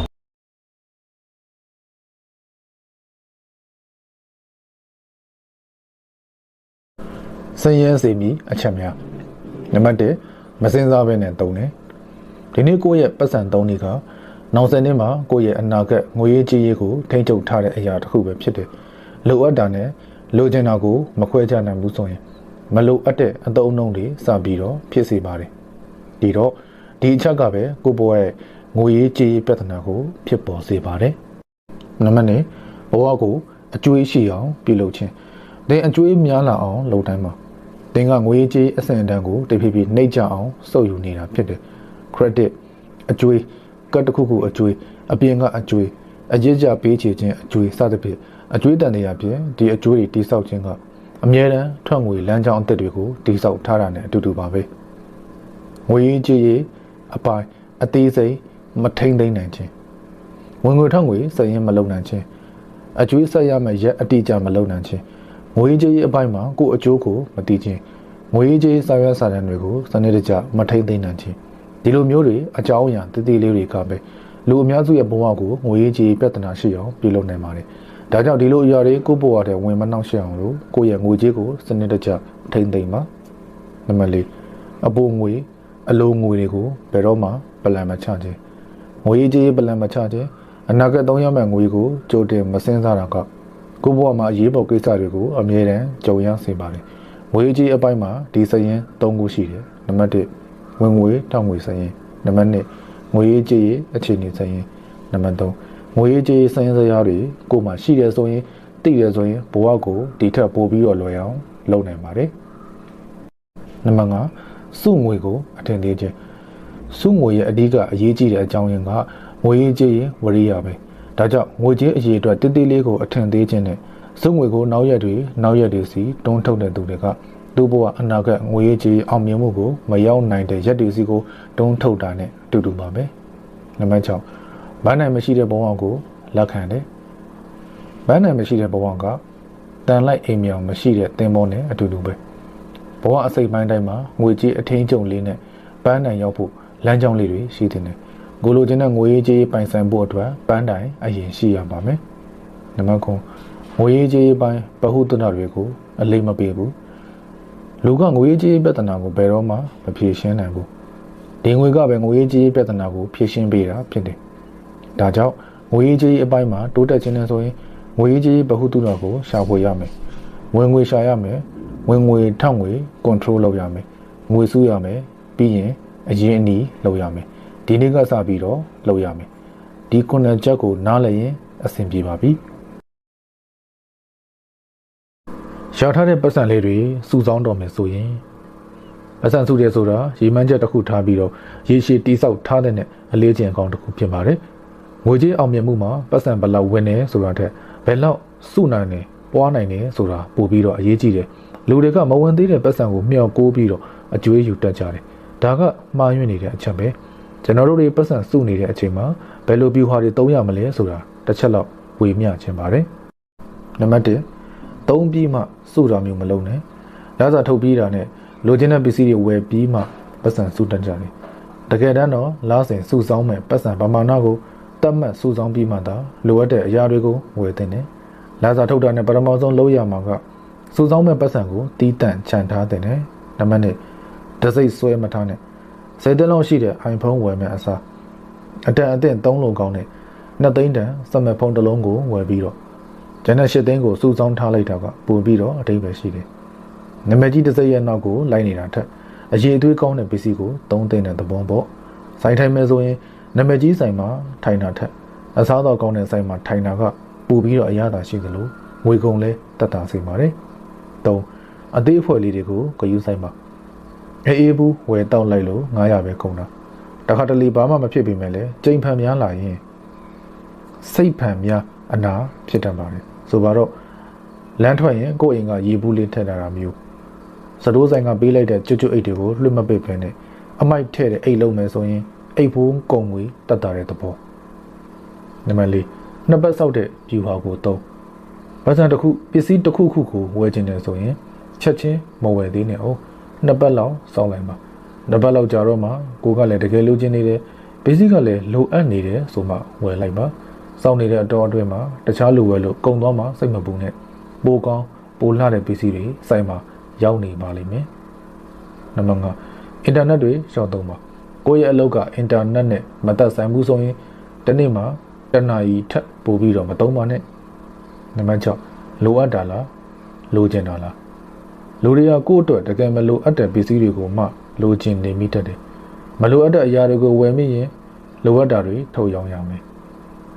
ဝါရင်ဘတ်ဖက်ရဲ့စကားအတိုင်းပါပဲစန္ဒတွေနောက်ကိုမလိုက်မိစေနဲ့နောက်ဆုံးအရေးကြီးတာကပတ်စံစုတဲ့အခါမှာရီမန်းချက်ထားပြီးစုတတ်ဖို့ရီမန်းချက်ထားပြီးပတ်စံစုတာကပိုအတိတ်ပဲရှိသလိုပန်းတိုင်တတ်မှတ်ပြီးတော့ရှောက်လန်းတဲ့ဘဝကပို့ပြီးတော့အနှစ်သာရပြေဝတာပေါ့ကိုပိုင်ဝင်ငွေမှမရှိဘူးဆိုရင်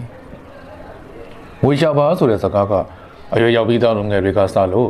အိမ်အောင်ကြပြီးသားလူတွေအထိအကောင်လုံးအကျုံးဝင်နေငွေဆိုတာဖျားသခင်တော့မဟုတ်ဘူးပေါ့ဒါပေမဲ့လူတွေကဖျားသခင်လို့ကိုးကွယ်နေကြတယ်ကိုမှငွေသားရှိရင်မဲ့နေတဲ့နှခမ်းတွေပြုံးလာနိုင်တယ်လို့အမြင်မကြီးတဲ့မျက်လုံးတွေကတဖြည်းဖြည်းနဲ့ပေါ်ရွေလာလိမ့်မယ်ဘဝင်းချင်းကပါဇက်ပေါက်တရားကိုမပိတ်နိုင်ပေမဲ့လေငွေမျက်နာသာမြင်အပြစ်ပြောခြင်းနဲ့ပါဇက်ပေါက်တွေအော်တိုပိတ်နေလိမ့်မယ်အန်တီမှာငွေရှာတဲ့သူကအခရာတဲ့ကိုပိုင်ဝင်မှမရှိဘူးဆိုရင်မိသားစုကြားမှာတော့မှမျက်နာငယ်ရတက်တယ်ဒါတွေရဲ့လှုပ်ဆက်မဟုတ်သလိုတကယ်ပြင်ပမှာဖြစ်နေတဲ့ဖြစ်ပြန်တွေကိုပိုင်ဝင်မှမရှာနိုင်ရင်အိမ်ထဲခြေလန်းလှမ်းပြီးတော့ဝင်လိုက်တဲ့အခါမှာပါဇက်ကမပြောပေမဲ့လေကိုဘာမှအတုံးမကြသလိုကြည်နေမှမျက်လုံးတွေရင်ဆိုင်ရပါလိမ့်မယ်ကိုပိုင်ဝင်မှမရှိဘူးဆိုရင်လင်မယားကြမှာလည်းမျက်နာငယ်ရတယ်ကိုရှာထားတဲ့အရာတွေမဟုတ်တော့ကိုလိုချင်တာတွေဝယ်ချင်တဲ့အခါမှာမျက်နာတွေကြည်ရတာအမောအဲ့ဒီဒုက္ခတွေကတကယ်ရှိတဲ့အကြောင်းအချိန်တွေမနှောင်းခင်မှာသိစေခြင်းပါတယ်ဘယ်ရက်ဘယ်ထားနေပဲရောက်ကိုချက်တော်ပုတ်ကိုရက်ပြီးတော့ကိုစနာရှိတဲ့အရာကိုဘယ်သူမျက်နာမှကြည့်စရာမလိုပဲနဲ့ကိုပိုင်ဝင်နဲ့ကိုယ့်ကိုဝယ်နိုင်ဖို့ဆိုရင်ကိုပိုင်ဝင်လေးရှာနိုင်ဖို့လိုပဲတဲ့ကိုပိုင်ဝင်သာမရှိခဲ့ဘူးဆိုရင်တချို့ကိုမျှော်လင့်ချက်တွေကိုတိုင်းမေးမိန်ပြစ်ခဲ့ရတယ်လို့မျိုးတချို့အိမ်မက်တွေကိုလည်းကိုတိုင်းမေးပြစ်ခဲ့ရတာမျိုးတွေမဖြစ်ရအောင်လို့ကိုပိုင်ဝင်ငွေရှာမှဖြစ်မယ်ကိုလုံနိုင်တဲ့ရိုးသားမှန်ကန်တဲ့အလုပ်မှန်သမျှအကုန်လုပ်ရမယ်ကိုဝင်ငွေနဲ့ကိုရဲ့ထွက်ငွေကိုတိုင်းတာသုံးစွဲနိုင်အောင်ကြိုးစားပါလူလို့ဆိုရင်တော့ဘယ်သူတောင်းဝန်မှမယူနိုင်ရင်တောင်မှကိုတောင်းဝန်ကိုယူနိုင်အောင်ကြိုးစားပါအရွယ်ရောက်ပြီးတော့မှသူများတောင်းဝန်ကိုမယူနိုင်တဲ့အပြင်ကိုရဲ့တောင်းဝန်ကိုပါသူများကဖက်ယူပေးနေရတယ်ဆိုရင်တော့မကောင်းတော့ဘူးပေါ့အိမ်တော်ရှင်ဆိုရင်လည်းဒီလိုပဲကိုရဲ့အိမ်တော်တောင်းဝန်ကိုကိုကပဲယူနိုင်အောင်ကြိုးစားအိမ်တော်ဦးစီးယောက်ျားဆိုရင်လည်းတာမယားရှာတဲ့ဝင်ငွေကအပိုဝင်ငွေစုဆောင်းငွေအဖြစ်သာရှိနေနိုင်အောင်လို့ကိုကကြိုးစားရမှာအထူးသဖြင့်လူငယ်ယောက်ျားလေးတွေကိုအကြံပြုခြင်းတယ်ကိုပိုင်ဝင်ငွေမှမရှိရင်ကိုပိုင်ဝင်ငွေဟာကိုတယောက်တည်းအတွက်မှမလုံလောက်ရင်ကိုရဲ့ချစ်သူကိုဘယ်လောက်ပဲချစ်ကိုရဲ့ဘဝတဲ့ကိုဆွဲမသွင်းနဲ့ကိုကြောင့်ကိုချစ်ရတဲ့သူပါအိမ်တော်ရှင်ဘဝမှာနှင်မွန်းသွားလိမ့်မယ်မိဘကချမ်းသာလို့နှစ်ယောက်မကဘူးဘယ်နှစ်ယောက်ဖြစ်ဖြစ်ကျွေးနိုင်တယ်ဆိုရင်တော့ကိစ္စမရှိပေမဲ့ရေရှိမှတော့မကောင်းဘူးပေါ့မိဘအတိုင်းဝမ်းကမပြည့်စုံရင်ပိုတော်ဆုံးပါလိမ့်မယ်သူကသူဖြစ်သွားပါလိမ့်မယ်သူများလည်းဒီလိုပဲချစ်လိုက်ကြယူလိုက်ကြတာပဲနောင်ခါလာနောင်ခါစည်းပေါ်ဆိုတဲ့အတွေးကအတိနဲ့နေပါလို့နဲ့လို့ထင်ပါတယ်မပြေလဲတဲ့ဘဝနဲ့ရုန်းကန်နေကြရမယ်ဆိုရင်ကိုမွေးလာမဲ့သားသမီးတွေရဲ့အနာဂတ်ကပါမုံဝါးဝါဖြစ်သွားနိုင်ပါတယ်ဒါကြောင့်ကိုပိုင်ဝင်ငွေရအောင်လို့ရှာပါကိုရဲ့ချစ်သူကိုလည်းကိုတောင်းဝန်ယူနိုင်မှကိုဘဝတဲ့ကိုဆွဲခေါ်ပါမိဘကစိုက်ကားနဲ့ကြုံရကြပန်းလုပ်ပြီးတော့သားသမီးကဘွဲတွေရတထေးကြီးတွေလူချမ်းသာတွေဖြစ်သွားနိုင်တယ်ဆိုတာရုံတန်းစကားမဟုတ်ပေမဲ့လည်းတော်တော်လေးကိုမှရှားပါတဲ့ဖြစ်ရမျိုးတွေပါဒါကြောင့်ဘဝအစကတည်းကအစဉ်ပြေပြေလေးစီးမျောနိုင်ဖို့ကိုပိုင်ဝင်ငွေရှားပါပတ်စံရှားပါအတတ်ပညာရှိအောင်သင်ယူပါအသိပညာရှိအောင်သင်ယူပါ Twitter စုဆောင်းပါကိုယ့်ရဲ့စိတ်နဲ့ကိုစီကန်းပေါင်ထဲမှာထားပါတကယ်ဘဝတွေမှာ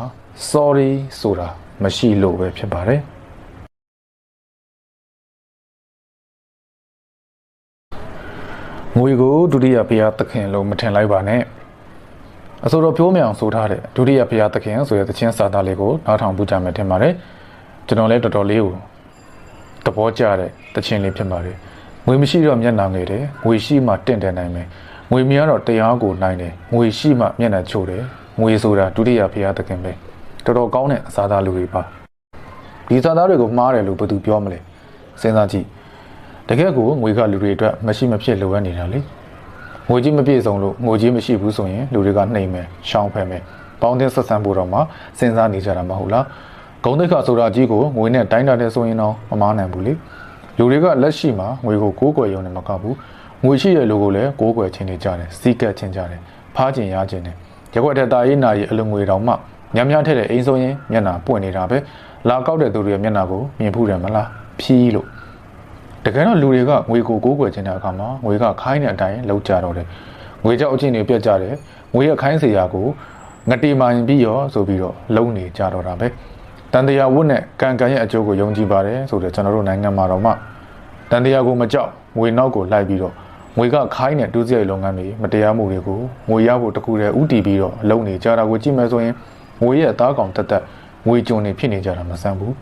နည်းနည်းတော့ပြောချင်တယ်ငွေကိုမကိုးကွယ်နဲ့ကိုကျင့်တရားကိုကိုးကွယ်ပါကိုရဲ့တီလာဒါကိုကိုးကွယ်ပါကိုရဲ့အရေးအချင်းစွမ်းအားဒါတွေကိုကိုးကွယ်ပါကိုရဲ့အရေးအသွေးကိုတိုးတက်နေအောင်ပြုလုပ်ပါမခိုးမကက်စူးစမ်းပါငွေအကြောင်းတေချာလေ့လာပါငွေကိုနားလည်အောင်စူးစမ်းပါကျွန်တော်တို့ဒီလိုဖြစ်လာမယ်ဆိုရင်ငွေဆိုတော့ကျွန်တော်တို့ခိုင်းနိုင်တဲ့ကြုံကြီးဖြစ်လာပြီးတော့ကျွန်တော်တို့ကငွေရဲ့အရှင်သခင်ဖြစ်လာမှာပါကမ္ဘာချမ်းသာဆုံးပုဂ္ဂိုလ်တွေကငွေကိုကိုးကွယ်လုံးလို့ချမ်းသာလာကြတာကြွယ်ဝလာတာမဟုတ်ဘူးကိုယ့်ရဲ့ကျွမ်းကျင်ဝါသနာပါတဲ့အလုပ်ကိုရည်ရွယ်ချက်ရည်မှန်းချက်ကြီးကြီးနဲ့မဖြစ်မနေဇွဲလုံးလောင်ဝရိယနဲ့ကြိုးစားခဲ့ကြလို့ချမ်းသာလာကြတာဖြစ်တယ်ထီပေါက်တာကောက်ရတာအမွေရတာမရှိသလောက်ရှားပါတယ်တကယ်တော့ငွေဆိုတာလောကမှာမရှိမဖြစ်တော့လိုအပ်နေတာပဲလိုအပ်တာမှလူဘဝရည်တည်ရဲ့အတွက်ထူမှတ်ပေးမယ်ရန်ရာကြီးတစ်ခုလိုကိုအရေးကြီးတာဒါပေမဲ့ကျွန်တော်တို့ကကိုးကွယ်ရမှာမဟုတ်ဘူးဒီငွေကိုအသုံးချရမှာအသုံးချတတ်ရင်သူကကျွန်တယောက်လိုကိုပြန်ပြီးတော့အသုံးဝင်တယ်သူ့ကိုခိုင်းစားတတ်ရမယ်ခိုင်းစားဖို့ဆိုရင်ကျွန်တော်တို့ကသူ့ကိုအရင်ဆုံးမွေးမြူရမယ်သားသမီးမွေးမြူတယ်လို့မျိုးမွေးမြူရမှာဖြစ်တယ်ဒါကိုသူကြီးထွားလာတဲ့အခါမှာအများအပြားစုမိလာတဲ့အခါမှာပေါ့ကျွန်တော်တို့ခိုင်းစားလို့ရပြီစီးပွားရေးအရင်နှီးလုပ်မယ်ရင်းနှီးမြုပ်နှံမယ်တေချာတဲ့ဟန်ပါသမျှသူ့ကိုရင်းနှီးမြုပ်နှံပြီးတော့တနည်းအားဖြင့်ခိုင်းစီပြီးတော့ကျွန်တော်တို့အဲ့လိုမျိုးလှုပ်ရှားရမယ်ဒါကကျွန်တော်တို့ကသူ့ကိုမွေးမြူပြီးတော့ခိုင်းစားတဲ့သဘောဖြစ်တယ်ငွေကိုမွေးမြူတယ်ဆိုတာရှင်းပါတယ်နော်တရက်တလပုံမှန်ကျွန်တော်တို့သူ့ကိုဘယ်လောက်မွေးမြူမလဲကျွန်တော်တို့ဝင်ငွေထဲကပုံမှန်မွေးမြူရမယ်ဒါကိုတစ်နှစ်10နှစ်ကြာရင်ဘယ်လောက်ထိစုဆောင်းမိမလဲဘယ်လောက်ကြီးထွားလာမလဲပေါ့ကျွန်တော်တို့ကအဲ့ဒီလောက်စုမရင်ဘာလုပ်မလဲဘယ်မှာလုပ်မယ်ဘယ်လိုမျိုးသုံးမယ်ဘယ်လိုမျိုးရင်းနှီးမြုပ်နှံမယ်သူ့ကိုခိုင်းစားဖို့အတွက်ပလန်ကျွန်တော်တို့မှာရှိရမယ်မှန်မှန်မွေးမြူမယ်ရည်ရွယ်ချက်ဖြစ်ရင်ကျွန်တော်တို့ခိုင်းစားမယ်ဒီလောက်ပဲဒါအကြမ်းဖျင်းပြောပြတာပါတချို့လူတွေကဒီလိုမရှိဘူးမမွေးမြူဘူးအဲ့တော့မမွေးမြူတော့ငွေမရှိတော့ငွေလိုတာနဲ့ငွေကိုရှာတယ်အသေးအတန်အရေးကြီးရင်အသေးအတန်ရှာတော့တယ်ဒီတော့မဖြစ်တဲ့နောက်တွေဖြစ်ဘဝတွေပြက်ငွေရဲ့စေခိုင်းရာကြောင့်ကြုံဖြစ်ခံရတဲ့သူတွေဖြစ်ကုန်ရောဒါကြောင့်ငွေကိုကိုးကွယ်လို့မရဘူးလို့ကျွန်တော်ပြောတာဒါဆိုငွေမလိုဘူးလားမေးကြမယ်တိတ်လိုတာပေါ့ငွေကိုအားထားရမှာအသက်တွေကြီးတဲ့အခါတောင်ဝေးတစ်ခုလိုကိုအားကိုးရမှာဒါပေမဲ့တောင်ဝေးကိုဘယ်သူမှမကိုးကွယ်ဘူးနော်ဒီလိုပဲငွေကိုလည်းအားထားရမယ်မကိုးကွယ်နဲ့ငွေကိုကိုးကွယ်လို့ငွေနောက်လိုက်ကြလို့စုပ်ယုပ်ပျက်စီးခဲ့ကြတဲ့သူတွေမိန်းကလေးတွေယောက်ျားလေးတွေအများကြီးပါဒါကြောင့်ငွေများတော့တရားနိုင်တယ်ဆိုတဲ့စကားကအမှန်တော့ငွေကိုငန်းငန်းတက်လိုချင်ကြကိုးကွယ်ကြတဲ့သူတွေရှိနေလို့ဖြစ်တယ်ဒီလိုလူတွေကျွန်တော်ပြောသလိုငွေကိုတဖြည်းဖြည်းမွေးမြူပြီးတော့ခိုင်းစားတတ်အောင်စူးစမ်းကြည့်ပါလုပ်ကြည့်ပါငွေဆိုတာသူတို့ရဲ့ကြုံဘဝကိုရောက်လာမယ်ဆိုတာသိကြတယ်ငွေဆိုတာဒုတိယဘုရားတကယ်မဟုတ်ဘူးကျွန်တော်တို့ရဲ့အခိုင်းအစီပါပထမအခိုင်းအစီကကျွန်တော်တို့ကိုယ်တိုင်ပဲကျွန်တော်တို့ကိုယ်တိုင်ကိုပထမအရင်ဦးဆုံးမှတ်ညမတခိုင်းစီပြီးတော့ငွေကိုမွေးမြူရမယ်ပြီးရင်တော့ကျွန်တော်တို့ငွေကိုတစ်သက်လုံးခိုင်းစားလို့ရပါပြီတကယ်တော့ငွေဆိုတာကျွန်တော်တို့ရဲ့ငယ်ကျွန်စစ်ကြီးဖြစ်ပါတယ်ခင်ဗျာ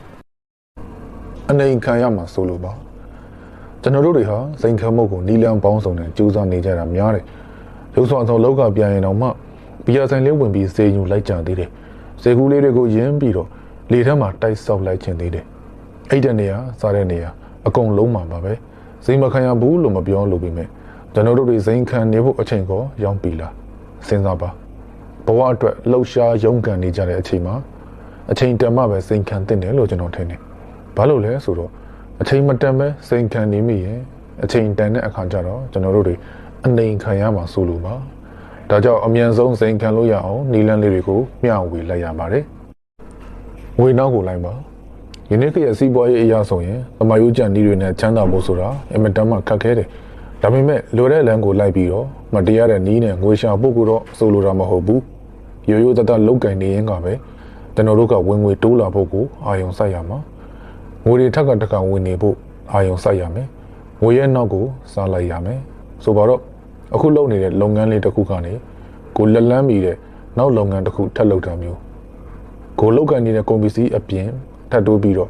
ဒီအပြင်ကုန်ပစ္စည်းလေးတစ်မျိုးထပ်တင်တာမျိုးပေါ့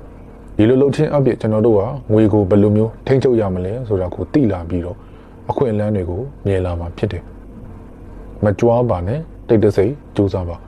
ကျွန်တော်တို့ရဲ့လုပ်ငန်းကျွန်တော်တို့ရဲ့ရင်းနှီးမြှုပ်နှံမှုတွေကဝင်ငွေမပေါ်သေးဘဲနဲ့ဓမ္မကြီးတွေဝယ်ယူဝစ်စင်ပြတဲ့အလုပ်မျိုးကိုမလုပ်နဲ့လူဆိုတာကလည်းခတ်သားနည်းနည်းလေးအဆင်ပြေလာတာနဲ့ရွှေဝယ်ဝစ်ချင်အနည်းဆုံးဆိုင်ကလေးတစ်စီးတော့ဝယ်စည်းချင်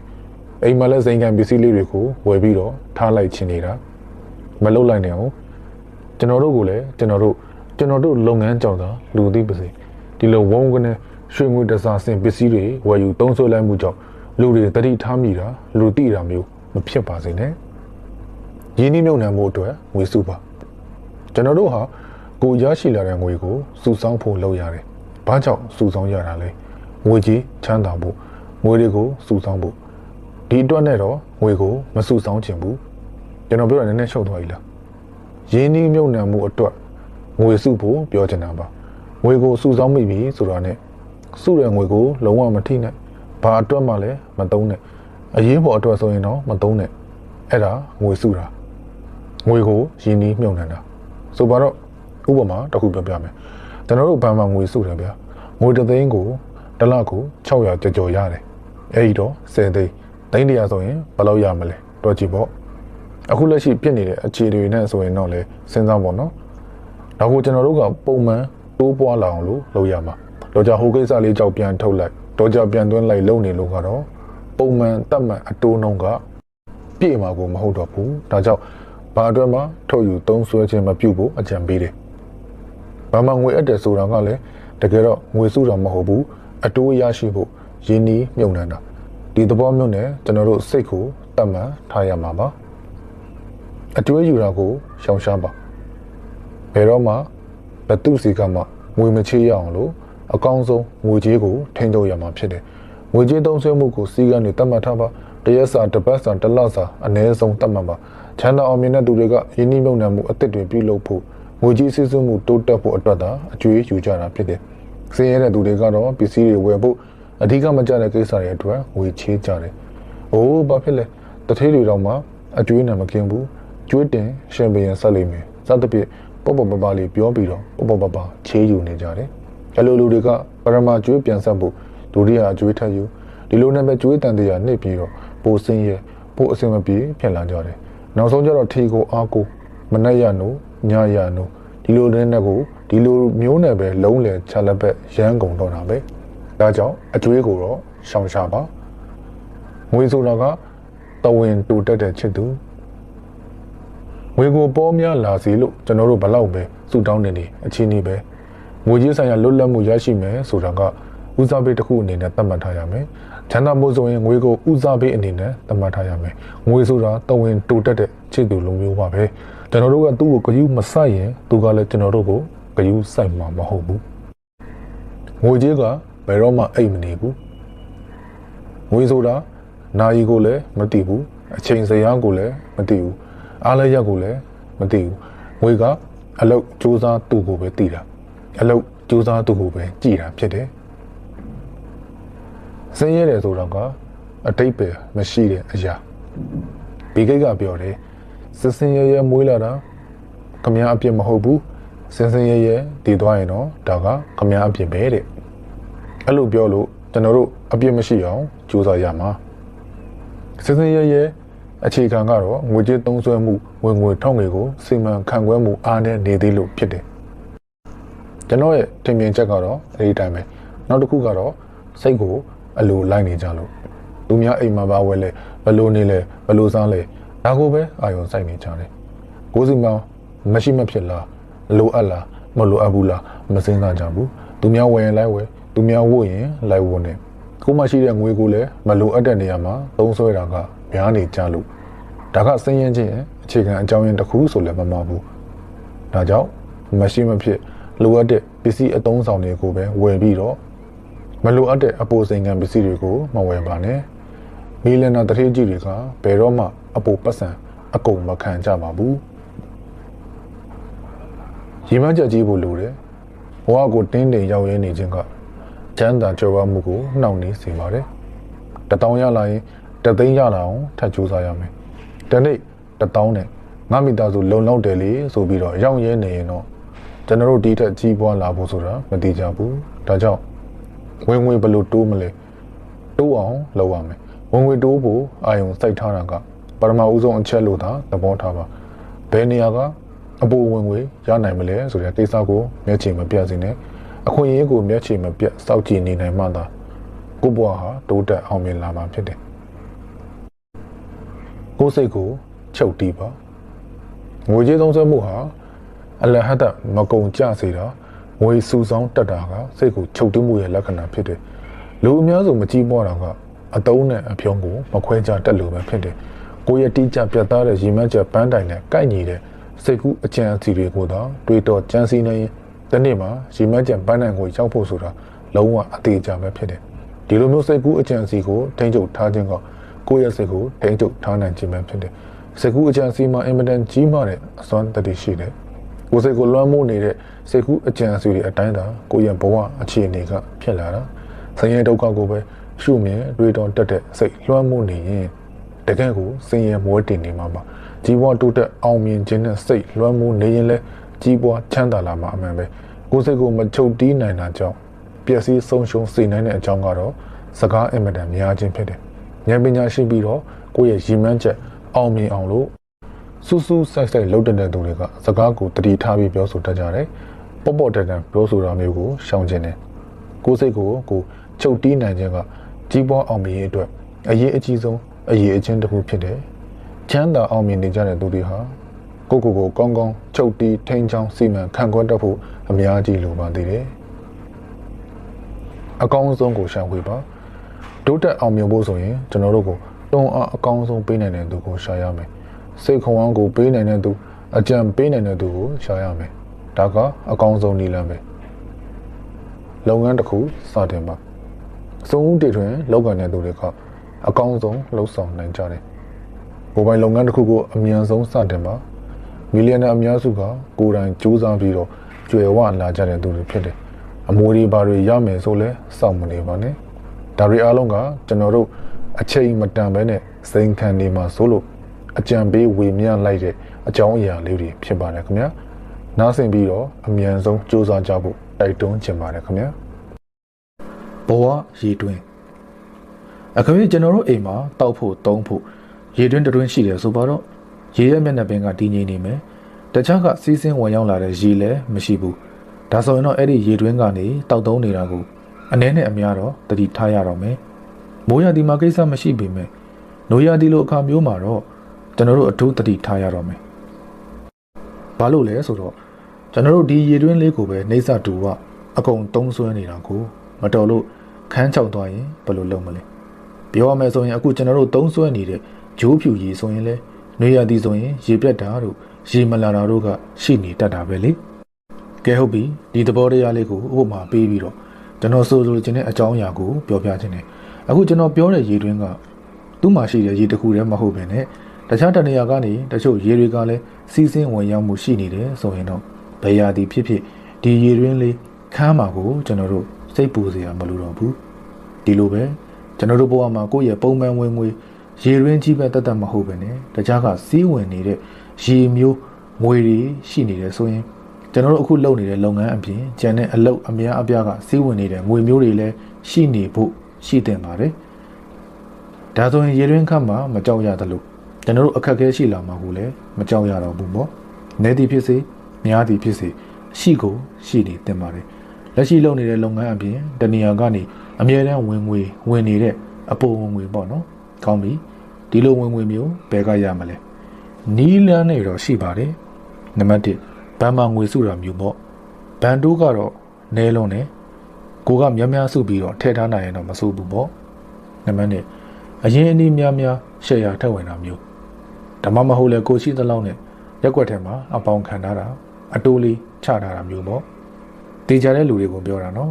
နံပါတ်3ကိုမှရှိတာလေးကိုတခုခုအငှားပေးတာမျိုးအိတ်ခမ်းတိုက်ခမ်းဆိုင်ခမ်းမြေကွက်နံပါတ်4ကိုရဲ့အလုပ်လည်းမပြတ်တခြားတနေရာရောက်တစ်ခုကနေငွေတွေဝင်နေတာမျိုးနံပါတ်5တရားဝင် network marketing စီးပွားရေးကနေဖြစ်ပါစေစသဖြင့်ပြောမယ်ဆိုတော့အများကြီးပေါ့အဲ့လိုလေးစီးစင်းဝင်ရောက်နေတဲ့တစ်ဖက်တစ်လမ်းဝင်ငွေတွေကိုပြောတာပါ ကဲဟုတ်ပြီကျွန်တော်တို့ကတော့ဗျာအပိုဝင်ငွေဘဲကပဲရလိုချင်ကြတာကြီးပဲလေဒါပေမဲ့ဒါကိုတိဆောက်ဖို့ဒါကိုရအောင်လုပ်ဖို့အရင်အနည်းမှမရှိတာစုငွေမှမရှိတာလို့တွေးကြည့်လိုက်မယ်ဆိုရင်ဆိုပါတော့ကျွန်တော်ပြောပြချင်တယ်အရင်အနည်းဆိုတာ၃မျိုးရှိတယ်ငွေရှိမယ်ခွန်အားရှိမယ် idea ရှိမယ်ကျွန်တော်တို့မှာရင်းနှီးမြှုပ်နှံဖို့ငွေမရှိသေးဘူးဆိုရင် idea ဖြစ်လာဖို့ဗဟုသုတတွေကိုသင်ယူလေ့လာရှာဖွေစဉ်းစားရမယ်ဘာလို့လဲဆိုတော့ဒီဘက်ခင်မှာ idea ရဲ့အားကဝင်ငွေပို့ပြီးတော့ရနိုင်လို့ဖြစ်တယ်ဗဟုသုတကနေ idea ကောင်းကောင်းတွေထွက်လာလိမ့်မယ်အသိပညာကောင်းကောင်းကကျွန်တော်တို့ကိုဝင်ငွေရရှိမဲ့လမ်းကြောင်းတွေကိုညွှန်ပြပေးလိမ့်မယ်ကဲ idea လည်းမရှိသေးဘူးဆိုရင်ဘယ်လိုလုပ်မလဲစဉ်းစားကြည့်အောင်ဒါဆိုရင်အားကနေစရမှာပေါ့အားနဲ့အချိန်ကိုသုံးပြီးတော့ငွေကိုလဲလှယ်ယူရမယ်ကိုအရင်ထည့်ရမယ်ဆိုလိုတော့က idea ရဖို့ဘဟုတုတရဖို့ပညာသင်ရမယ်လေ့လာစီးပူးရမယ်ဒါမှမဟုတ်လက်ရှိအလုပ်ရဲ့အပူချိန်တွေမှာအခြားတစ်ခုခုကိုလုပ်ပြီးတော့ကိုရင်းနှီးမြှုပ်နှံရမယ်ပင်တော့ပင်ပန်းမှာပဲလေဒေတော့မတည်နိုင်ဘူးဟုတ်တယ်နော်ကိုယ့်ရဲ့ရေတွင်းကိုတူးနေတာပဲဟာကြားလာရင်တော့ကိုယ့်ရဲ့ရေတွင်းလေးမခန်းချောက်အောင်လုပ်တဲ့နီလန်းတွေကနေအကျိုးမြတ်လေးတွေရရှိလာမှာပါစိတ်ရှိရမယ်အချိန်ကာလတစ်ခုအထိရင်းနှီးမြှုပ်နှံရမယ်ဘယ်အရာကမှအခုရေတွင်းတူအခုရေကြီးတောက်လို့မရဘူးဒီလိုပဲငွေအား idea ကိုရင်းနှီးမြှုပ်နှံပြီးတော့စူးစမ်းစောင့်လိုက်မယ်ဆိုရင်တော့အသက်အပိုင်းအခြားတစ်ခုကနေကျွန်တော်တို့ဘဝလေးအေးချမ်းသွားမှာဖြစ်ပါတယ်ငွေဝင်မယ်မြောင်းကျွန်တော်စောစောကပြောခဲ့သလိုပဲကျွန်တော်ရေတွင်းကလေးကိုမခန့်အောင်လို့အစာပိုင်းမှာကျွန်တော်အားလက်ချိန်ခွန်အားနဲ့စခဲ့ရတယ်အလုံး2ခု3ခုလောက်တယ်ရတဲ့ဝင်ငွေကမများဘူးဒီလိုနဲ့ငွေလေးတွေစုတယ်တစ်ဖက်ကလည်းဝန်ထမ်းအလုပ်လုပ်တယ်တစ်ဖက်ကလည်း idea ရအောင်ဘဝတုဒ္ဒတွေလေ့လာတယ်ရုပ်စအဆုံးရုံးမှာငွေလိုတဲ့ဝန်ထမ်းလေးတွေကိုကျွန်တော်ရှိသလောက်စပြီးတော့ငွေချေးတယ်စိတ်ချရတယ်လေကိုယ့်ရဲ့ရုံးကဝန်ထမ်းတွေမို့လို့ပေါ့ကိုကလည်းမန်နေဂျာဆိုတော့လာစာပေးတာကလည်းကိုယ့်ရဲ့လက်ထဲမှာပဲလေဟဲနောက်တစ်ခုကအခုလိုပဲဒါစာရီရေးတယ်စာအုပ်တွေထုတ်ဝေတယ်ဝင်ငွေတွေအမြောက်အများရှိတယ်လို့တော့ဆိုလိုနေတာမဟုတ်ပါဘူးအရန်ကြီးလဲမချမ်းသာပါဘူးဒါပေမဲ့စင်းရဲတဲ့အနေထားတော့မရှိတော့ဘူးပေါ့ရေရင်းကတော့တိတိလေးပါပဲဒါပေမဲ့အဲ့ဒီရေရင်းတွေကိုဝင်မဲ့ရေမြောင်းတွေကိုတတ်နိုင်သလောက်များတဲ့များအောင်ဖောက်နေကြိုးစားနေပါတယ်ရေရင်းကကြီးကျင်လားတေးကျင်လားဒါကိုယ်တိုင်ဆုံးဖြတ်ရမှာဒါအပြင်ရေစီးမြောင်းတွေများနေသလောက်များအောင်လုပ်ရမယ်ဒါတော့ပါပဲကိုယ့်ရဲ့ရေတွင်ကိုတူးကြမယ်အခုချိန်ထိမပင်ပန်းကျင်ဘူးလို့ပြောတဲ့သူတွေရှိသေးရင်ပုံလင်းတစ်ခါတော့ပြောခွင့်ပြုပါကျွန်တော်တို့မလုပ်ရင်ဆက်ပြီးတော့ဆင်းရဲနေမှာပဲကျွန်တော်တို့ကအခုချိန်မှာလမ်းပေါ်ရောက်နေပြီရဲအပင်ပန်းခံပြီးဆက်လျှောက်ဖို့ပဲလို့တော့တာကိုယ့်ရဲ့ရေတွင်အတွက်ရေမြောင်းတူးတာပဲဗျာနည်းနည်းတော့ပင်ပန်းမှာပေါ့ကဲငွေဝင်မြောင်းလေးတွေတူးလိုက်ကြရအောင်ဗျာအပိုဝင်ငွေရဖို့အတွက်အပိုငွေရှာဖို့ကျွန်တော်တို့ချမ်းသာဖို့အတွက်အရင်အနည်း၃မျိုးရှိပါတယ်အဲ့ဒါကနံပါတ်1ငွေနံပါတ်2အားနံပါတ်3 idea ဖြစ်တယ်ငွေဆိုတာကတော့တည်ပြီးသားပါရင်းနှီးမြှုပ်နှံမဲ့ငွေပေါ့တက်နိုင်တဲ့သူတွေအတွက်အဆင်ပြေပါတယ်အားဆိုတာကတော့ကိုယ့်ရဲ့ခွန်အားကိုယ့်ရဲ့အချိန်ကိုပေးဆက်ပြီးတော့ကြိုးစားဖို့ဆိုလိုတာပါဒါကလည်းရှင်းပါတယ်နောက်ပြီးတော့ idea ပေါ့ဗျာခေတ်ပေါ်မှာရရှိလာတဲ့ idea ဒီဘက်ခေတ် online ခေတ်အဲ့တော့ online နဲ့ဆိုင်တဲ့ idea လေးနည်းနည်းလောက်ပြောချင်တယ်ဒီ online မှာ idea ကိုအသုံးချပြီးတော့ကျွန်တော်တို့စီးပွားရေးလေးတစ်ခုလုပ်ကြည့်မယ်ဆိုရင်အဆင်ပြေမလားဆိုတဲ့အတွေးလေးနဲ့မျှဝေချင်တာပါတချို့ကကျွန်တော်ကိုမေးတယ်စီးပွားရေးတည်တည်လေးရှိရင်ရောဒီ online ဆိုတာမှာလုပ်လို့ရမလားတဲ့ကျွန်တော်ပြောချင်တာကစီးပွားရေးတည်တည်လေးဆိုရင်ပို့ပြီးတော့လုပ်လို့ရပါတယ်ဘာလို့လဲဆိုတော့ဒီဘက်ခင်မှာငါးကြီးကငါးသေးကိုစားတဲ့ခင်မဟုတ်တော့ဘူး idea ဖြစ်မြန်တဲ့ငါးကနှေးတဲ့ငါးကိုစားတော့တဲ့ခင်ကို့မှာအရင်ကြီးအများကြီးရှိလို့လဲတိတ်ပြီးတော့မြောက်နေလို့မရဘူးအရင်နည်းနည်းလေးက idea တာနေတယ်ဆိုရင်ရှုံးသွားမှာပဲဒါလေးကိုတိထားပြီးတော့ကိုယ့်ရဲ့ရင်းနှီးမြှုပ်နှံငွေပေါ်မှာအားငယ်စိုးရုံနေစရာမလိုဘူး idea ကိုပဲရှာရမယ်ကဲ idea အကြောင်းဆက်ပြောမယ်ဒီခေတ်မှာကျွန်တော်တို့စိုင်းဒီဇိုင်းဖွင့်မယ်ဆိုရင်နေရာကောင်းကောင်းလေးမရှိမဖြစ်မလိုတော့ဘူးလမ်းဘေးမှာဖွင့်မှခလုတ်တိုက်မှရောင်းရမယ်ဆိုတဲ့အတွေးကမမှန်တော့ဘူးဒါကဟင်းရွက်ကစုံလောက်တာအဆင်ပြေမှာ ကျွန်တော်တို့စိုင်းလေးရဲ့နာမည်သာရှိမယ်ဆိုရင်လမ်းကြားထဲမှာဖြစ်လဲ customer ကအရောက်လာဝယ်မှာပဲဒါလည်း idea ပါတယ်နော်ဆိုပါတော့ဆိုပါတစ်လုံးဝယ်ခြင်းနဲ့ဆိုပါတော့အရင်ခေတ်ကဆိုရင်ကျွန်တော်တို့ကားစီးမယ်လမ်းလျှောက်ပြီးတော့ဒီဇိုင်းဝင်ဒီဇိုင်းထွက်လိုက်ကြည့်မယ်မေးရမယ်အနည်းဆုံးဝယ်ဖို့တစ်ရက်တော့အချိန်ပေးရမယ်ဒါပေမဲ့ဒီနေ့ခေတ်မှာတော့ကျွန်တော်တို့ဆိုပါတစ်လုံးဝယ်ခြင်းနဲ့ဆိုရင်ဖုန်းကိုဖွင့်အင်တာနက်ဖွင့် Google မှာကိုကြိုက်တဲ့ပုံစံကိုထိုင်ပြီးတော့ရှာလို့ရပြီပြီးတော့ဘယ်ဆိုင်က review ကောင်းကောင်းနေများလဲကြည့်လို့ရပြီဝန်ဆောင်မှုကောင်းလားအရေးသွေးကောင်းလားယုံကြည်ရတဲ့အဆင့်ထိစစ်ဆေးလို့ရပြီကြိုက်ပြီဆိုရင်ဆိုင်ကိုလှမ်းပြီးတော့မှာလိုက်ရုံပဲဒီအယောင်ဒီအဆင့်ဒီပစ္စည်းလို့ရိုက်ပြီးတော့ပို့လိုက်โอเคအိမ်ကိုတန်းပြီးတော့ရောက်လာလိမ့်မယ်အရင်ခေတ်ကဆိုရင်အစိုးရတွေအစိုးဝါသနာရှင်တွေနာမည်ကြီးခြင်းကိုရေးကိုယ်တိုင်ဆိုထားတဲ့တခြင်းတွေကို entertainment တစ်ခုပြီးတစ်ခုလိုက်ပြမယ်ကိုယ့်ရဲ့တခြင်းတွေကိုထုတ်ပေးဖို့အသနာခံတောင်းဆိုရမယ်ဒါပေမဲ့ဒီနေ့ခေတ်မှာမဟုတ်တော့ဘူးအကယ်၍ online လောကမှာနာမည်ရှိအောင်လုပ်တဲ့နည်းကိုကျွန်တော်တို့နားလည်တည်ထားတယ်ဆိုရင်အဲ့ဒီအလုံးနဲ့ entertainment တွေကကျွန်တော်တို့ကိုလိုက်ပြီးတော့ရှာရမှာတော့မယ်ကဲမအိုကေဘူးလားခေတ်ကအဲ့ဒီလိုလူတွေကိုတွန်းပို့နေပြီကျွန်တော်တို့မှာရှိရမှာက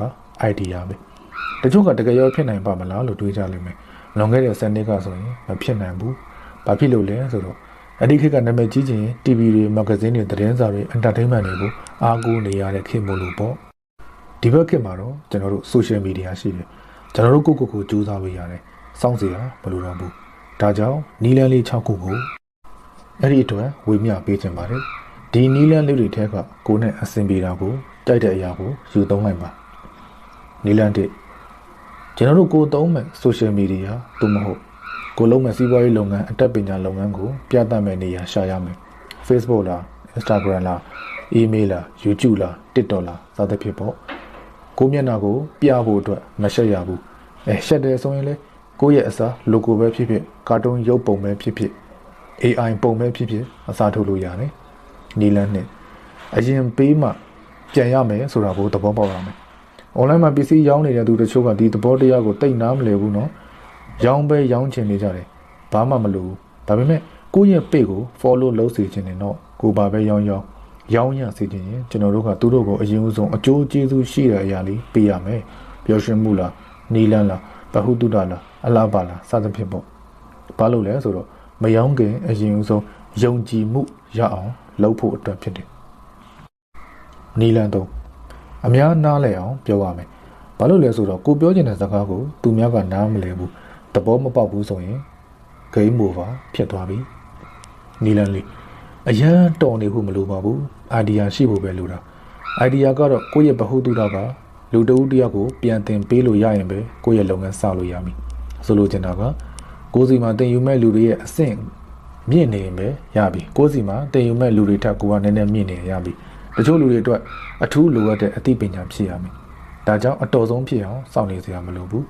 ဒါနဲ့ပဲကိုယ့်ရဲ့လုပ်ငန်းကိုဆွဲဆောင်ရမှာဖြစ်တယ်နီလန်ကကျွန်တော်တို့အမားကနေမှန်တဲ့အထိလုပ်ရမယ်ကိုယ်အစဉ်သင့်ဖြစ်တဲ့အထိစောင့်နေစရာမလိုဘူးအကယ်၍ရှေ့ဆက်ဘာလုပ်ရမလဲဆိုတာသိချင်ရင်ဒီနေ့အရင်ဆုံးလက်တွေ့ချပြီးလုပ်လိုက်မားနေတယ်ဆိုရင်ပြဿနာပေါ်လာလိမ့်မယ်အဲဒီပြဿနာကကျွန်တော်တို့ကိုရှေ့ဆက်ဘာလုပ်ရမလဲဆိုတာပြောပြမယ်ကီးတစ်ခုဖြစ်ပါတယ်နီလန်6 coach လို့ခေါ်တဲ့တင် जा ပေးမဲ့သူကိုရှာဖွေရမယ်ဒီနီလန်မှာအတွေ့အကြုံရှိတဲ့သူတွေကိုမေးမြန်းရမယ်အဲ့ဒါဆိုရင်ကိုယ့်ရဲ့အခြေကိုတတ်တာစေတယ်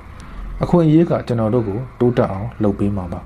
idea ရှိအောင်ပဲလုပ်ရမှာဖြစ်တယ်ဒီ idea ရှိရင်ကျွန်တော်တို့အခွင့်အရေးရှိတဲ့နေရာကိုလိုက်ရှာစရာမလိုပဲနဲ့အဲ့ဒီအခွင့်အရေးတွေကကျွန်တော်တို့စီကိုဝင်ရောက်လာမှာအတိအကျပဲဖြစ်ပါတယ်အဓိကလိုအပ်နေတာက IDEA idea ဖြစ်ပါတယ် idea ရှိရင် idol ဖြစ်မယ်ကျွန်တော်အခုပြောမယ်အကြောင်းအရာကတော့အသိပညာတန်ဖိုးပါကျွန်တော်တို့တွေဟာအသိပညာအတတ်ပညာဘဝတုဒ္ဒတွေရှာဖို့ကြီးပွားတိုးတက်အောင်မြင်ဖို့စ조사နေကြတဲ့နေရာမှာအထောက်အကူဖြစ်စေမဲ့စာအုပ်တွေဝယ်ပြီးတော့ဖတ်နေကြတယ်တချို့တတ်နိုင်တဲ့သူတွေကလည်း online သင်တန်းတွေကိုသိန်းနဲ့ချီပေးပြီးတော့ဝယ်ယူတက်ရောက်နေကြတယ်မတက်နိုင်တဲ့သူတွေကလည်းကိုယ့်ဘဝတိုးတက်အောင်မြင်ဖို့အတွက်ရှာကြံပြီးတော့ဝယ်ယူနေကြတယ်လွယ်နဲ့တွေးကြည့်မယ်ဆိုရင် online ပေါ်ကဗီဒီယိုတွေပဲလေလွယ်နဲ့တွေးမယ်ဆိုရင် internet ငွေဖြည့်ပြီးတော့ YouTube မှာထိုင်ကြည့်ရင်တော့မှတနားရီကို1000တောင်မကျဘူးဒါပေမဲ့ဘာဖြစ်လို့ကျွန်တော်တို့အငန်းမရလုံနေကြတာလဲတက်နေကြတာလဲဝယ်ယူနေကြတာလဲ စာအုပ်တွေထဲကရတဲ့အရာတွေတင်နန်းတွေကရတဲ့အရာတွေကိုဘာကြောင့်ဝယ်ယူငွေကုန်ခံနေကြတာလဲရှင်းတယ်အဲ့ဒါတွေကအသိပညာပါခေတ်ရဲ့အမြင်အတွေးတွေနဲ့ပြောင်းလဲနေတဲ့အသိပညာတွေပါကျွန်တော်တို့ကိုအတွေးအမြင်အသစ် idea အသစ်တွေပေါ်ပေါက်လာအောင်ပြုလုပ်ပေးမယ်အသိပညာတွေပါပြီးတော့ကိုယ့်ရဲ့တန်ဖိုးကိုလုံးနေတဲ့စီးပွားရေးတန်ဖိုးကိုအတိုင်းအဆမရှိမြင့်တင်ပေးနိုင်မယ်အသိပညာတွေကြောင့်ပါတချို့နားမလည်တဲ့သူတွေလည်းရှိကြသေးတယ်ဘာဖြစ်လို့စာအုပ်တွေ online သင်တန်းတွေကိုဈေးကြီးပေးပြီးတော့ဝယ်ဖက်တက်ရောက်နေကြတာလဲအသိပညာလို့ခေါ်တဲ့အရာပေါ်မှာထားတဲ့တန်ဖိုးကပိုင်းဖြတ်လို့မရလို့အတွေးခေါ်တဲ့ idea အသစ်တွေကိုလိုချင်တာဒါကြောင့်ရင်းနှီးမြှုပ်နှံနေကြတာနာမည်ကျော်စာရေးဆရာကြီးတယောက်ကပြောတာကြားဘူးတယ် idea is the new currency တဲ့ idea ကငွေကြီးစနစ်ပဲဖြစ်တယ်တဲ့တဲ့ပြောရရင်တော့တီထွင်နိုင်တဲ့သူကကိုယ့်စီမှာငွေထုတ်ဆက်ရှိတယ်လို့မျိုးပဲဒါအယမ်းမှန်တယ်စီးပွားရေးလောကရဲ့ခေကြီးကိုကအဲ့လိုဖြစ်နေလို့ပါဟင်းရွက်ကစုံရွက်ရောင်းတဲ့လူလက်မေးမှာလက်တွန်းလဲနဲ့လက်ဖက်တုပ်ချင်ဆက်တို့အတီးမျိုးစုံကိုစားဖြူပြီးရောင်းနေကြတဲ့လူတွေကအစကုမ္ပဏီပိုင်ရှင်တရေကြီးတွေအစုံ idea ကအရန်ကိုအရေးကြီးနေတယ်လမ်းဘေးမှာရေစလုံးထဲဘန်းနဲ့လက်ကိုနှစ်စေးခါလိုက်ပြီးတော့အဝတ်နဲ့ဟိုပုတ်ဒီပုတ်လှုပ်ပြီးတော့စားစရာကိုယူထည့်ပေးနေတာထက်လက်အိတ်ကလေးစုပ်ပြီးတော့တန်ပြန့်ဂိုင်းတွေရောင်းချနေတာကအစ idea လိုလာပြီဒါကဘာလုံးကိုပြန်ကြည့်လိုက်ပါခေတ်သစ်လူငယ်တွေတရက်ပြီးတရက်ပိုတော်လာကြတယ်ကြိုးစားနေတဲ့သူတွေကိုပြောတာငငယ်ရွယ်နဲ့စီးပွားရေးလုပ်ငန်းရှင်တွေဖြစ်နေကြတယ်ဘာလို့လဲရှင်းပါတယ် idea ပါဒီ idea နဲ့ရောင်းဝယ်ဖောက်ကားနေကြတာဒါကြောင့်ကျွန်တော်နည်းနည်းပြောချင်တာကကျွန်တော်တို့ဘဝကိုတကယ်ပြောင်းလဲသွားနိုင်တာ idea ပဲဖြစ်တယ်ဆိုတာပါအဲ့ဒီ idea တွေကိုပေးမယ်အသိပညာရဲ့တန်ဖိုးကအရန်ကိုရှိတယ်အသိပညာရဲ့တန်ဖိုးကအတိုင်းစားမရှိဘူးကိုယ့်ရဲ့စိတ်ရဲ့ကိုယ့်ရဲ့အတွေးတွေကိုမြင့်တင်ပေးမယ် idea တွေကိုထုတ်လုပ်ပေးမှာကအသိပညာပဲဖြစ်တယ်အဲဒီတော့ဒီလိုမျိုး idea တွေရဖို့ဗဟုသုတတွေရဖို့စာအုပ်တွေသင်တန်းကျွေးတွေအကုန်ကြခံပြီးတော့ကျွန်တော်တို့ဘဝတွေကိုပြုပြင်ပြောင်းလဲဖို့ရှာဖွေနေရတယ်ဆိုရင်လည်းမမှားဘူးအကယ်၍ဒီနေ့ကျွန်တော်တို့စီးပွားရေးတစ်ခုကိုအရင်မရှိဘဲနဲ့စလုပ်ခြင်းတယ်ဆိုရင်တော့ကျွန်တော်တို့စီမှာအနည်းဆုံး idea ရှိမှဖြစ်နိုင်မှာပါတကယ်လို့ကျွန်တော်တို့စီမှာ idea လည်းမရှိသေးဘူးဆိုရင်ကျွန်တော်တို့ဘေးပတ်ဝန်းကျင်မှာရှိတဲ့ပြဿနာတွေကိုရှာကြည့်ပါသူများတွေမဖြေရှင်းနိုင်သေးတဲ့ပြဿနာတစ်ခုခုပေါ့အဲ့ဒါလေးတွေကိုရအောင်ရှာပြီးတော့မြင်အောင်ကြည့်ပြီးတော့ဖြေရှင်းကြည့်ပါဒါဆိုရင်ကျွန်တော်တို့စီမှာ idea တွေရှိလာပါလိမ့်မယ်သူများမဖြေရှင်းနိုင်တဲ့ပြဿနာကိုကိုကဖြေရှင်းနိုင်တယ်ဆိုတာ idea ဖြစ်ပါတယ်ပြဿနာအပေါင်းအသိပညာညီမျှခြင်း idea ဒီ equation ရပါတယ်ပြီးရင်အဲ့ဒီ idea ကိုအရင်လုပ်ပြီးတော့ကိုနီးကိုဟန်နဲ့စီးပွားရေးလေးတစ်ခုလုပ်ပါနည်းနည်းလေးထပ်ပြီးအကြံပေးပြရစီအဲ့ဒီ idea တွေနဲ့အတူတူမြန်ဆန်တွက်လက်မှုဒီနေ့တွေဒီနေ့ထလုပ်အဲ့ဒါပဲ equation လေးဒီလိုဖြစ်လာတယ် idea အပေါင်းမြန်ဆန်မှုညီမျှခြင်းငွေကြေးစနစ်ပိုသိတယ်အပေါင်းပိုမြန်ဆန်တယ်ညီမျှခြင်းပိုချမ်းသာမယ် idea နဲ့မြန်ဆန်မှုပေါင်းမယ်ဆိုရင်ငွေတွေကိုမှပေါ်လာမယ်အဲ့လိုဆိုလိုတာနောက်ပြီးတော့ပို့ပြီးတော့သိတယ်မြန်မြန်ဆန်ဆန်လဲထပြီးတော့လုံနိုင်နေဆိုရင်ပို့ပြီးတော့ချမ်းသာလာမယ်ဒီလိုပြောတာကျွန်တော်တို့စီမှာ idea တွေရှိမယ်လက်တွေပို့ပြီးတော့မြန်ဆန်လာမယ်မြန်ဆန်အောင်လုံနိုင်နေဆိုရင်မကြဘူးကျွန်တော်တို့ရဲ့ idea တွေကြောင့်ကျွန်တော်တို့က idol တယောက်ဖြစ်လာပါလိမ့်မယ်အုံနောက်ကိုတွေးပါတကယ်တော့ငွေရဖို့ဆိုတာအကြံဉာဏ်တစ်ခုပါ idea မရှိရင်ငွေရှိဖို့မလွယ်ဘူးငွေကိုထုတ်ချင်ရင် idea ကိုထွက်အောင်အရင်လုပ်ရမယ် idea ကိုထုတ်ပြီးမှငွေကိုထွက်လာအောင်ကြိုးစားလို့ရမှာငွေဖြစ်စေမယ် idea ကောင်းတွေကျွန်တော်တို့မှာရှိနေဖို့လိုအပ်တယ်မရှိသေးရင်အခုပဲစဉ်းစားကြံစည်ကြရအောင်ဒီ equation လေးရှိတယ် idea plus action equal to money result idea နဲ့ action နဲ့ပေါင်းလိုက်မယ်ဆိုရင် money ရလာလိမ့်မယ်ဆိုတဲ့အဓိပ္ပာယ်ပါငွေဝင်နဲ့ဝင်ငွေဆိုတာငွေဝင်အောင်လုပ်မှဝင်ငွေဆိုတာရမှာအဲ့တော့ကျွန်တော်တို့ဝင်ငွေကောင်းချင်လားဝင်ငွေကောင်းအောင်လို့ဖန်တီးတည်ဆောက်ရမယ်ငွေဝင်နေဝင်ငွေကောင်းချင်ကျွန်တော်တို့ငွေဝင်ကောင်းအောင်ဖန်တီးတည်ဆောက်ရမယ်ငွေဝင်စေမဲ့အကြံဉာဏ်တွေအမြဲထုတ်နေမယ်ဆိုရင်ကျွန်တော်တို့ဘဝတစ်လျှောက်လုံးမှာဝင်ငွေတွေကမန်းနေတွေကအစင်မပြတ်ရရှိလာမှာဖြစ်တယ်တ ကယ်ငွေထောက်ဆက်ကကျွန်တော်တို့ခေါင်းထဲကအတွေး idea တွေဖြစ်တယ်ဒါကတကယ်ပိုင်ဆိုင်မှုအစစ်လည်းဖြစ်တယ်ရွှေဖြစ်စေမဲ့အတွေးငွေဖြစ်စေမဲ့အတွေးကောင်းတွေကျွန်တော်တို့ခေါင်းထဲမှာအဆက်မပြတ်စီးစင်းဝင်ရောက်နေကျွန်တော်တို့အိတ်ကက်ထဲမှာလည်းငွေတွေအဆက်မပြတ်စီးစင်းနေမှာဖြစ်တယ်ဆင်းရဲတယ်ဆိုတာငွေမရှိတာထက်အကြံဉာဏ်မရှိတာဖြစ်တယ်ကျွန်တော်တို့ဟာငွေကြီးအရာအဆင်ပြေပြေနေခြင်းနဲ့ဆိုရင်အသိပညာကိုများများရှာဖွေရမှာပါအကြံကောင်းဉာဏ်ကောင်းစဉ်းစားတွေးခေါ်တတ်တဲ့အလေးချင်းကိုများများလုပ်ရမှာအသိဉာဏ်ပညာနောက်ကိုငွေကလိုက်တယ်အသိပညာကခေါင်းဆောင်ပါငွေကနှောင်းလိုက်ပါအသိဉာဏ်ပညာအကြံဉာဏ်အားနေတဲ့သူတွေတော့ငွေနောက်ကိုလိုက်ကြတာပါငွေကတော့သူတို့နောက်ကိုမလိုက်တတ်ဘူး learn first and later ဖြစ်ပါတယ်သင်ယူလေ့လာမှုအရင်လုပ်ရမယ်နောက်မှငွေရှာရမယ်အဲ့လိုဆိုလိုတာပါဒါကြောင့်ကျွန်တော်တို့ကသင်ယူလေ့လာမှုကိုအရင်လုပ်ရမယ်အကြံတုံးညံတုံးဆိုရင်တော့ဘဝပါတုံးသွားပါလိမ့်မယ်အရင်ဆုံးကျွန်တော်တို့အုံနောက်ကိုထပ်အောင်လို့တွေးရမယ်အုံနောက်ကိုဘယ်လိုတွေးမလဲအသိပညာအတတ်ပညာရှိအောင်စာတွေဖတ်မယ်ကိုဘဝကိုလုံနေတဲ့အလုံးနဲ့တတ်ဆိုင်တဲ့အရာတွေကိုအခုတက်ပို့ပြီးတော့သိအောင်လို့တက်အောင်လို့လေ့လာသင်ယူရမယ်ဝန်ထမ်းပဲဖြစ်ဖြစ်ကိုယ်ပိုင်လုပ်ငန်းလုပ်နေတဲ့တထေးပဲဖြစ်ဖြစ်လက်ရှိရာထူးတက်မြင့်အောင်လက်ရှိလုပ်နေတဲ့အလုပ်ထက်ပိုတိုးတက်အောင်လက်ရှိရနေတာထက်ပိုပြီးတော့ရအောင်ကြိုးစားရမယ်ဒါမှထပ်မြက်လာပြီးတော့အကြံကောင်းဉာဏ်ကောင်းတွေထွက်လာမှာဖြစ်တယ်ဒါမှငွေများများဝင်အောင်အကြံဉာဏ်နဲ့ရှာဖွေနိုင်မှာဝင်ငွေလမ်းကြောင်းကိုဖောက်ထွင်းနိုင်မှာဖြစ်ပါတယ်ကဲကျွန်တော်တို့အုံနောက်တွေကိုတွေးကြရအောင်ဗျာချစ်ချင်းအဖြစ်လောကသစ္စာ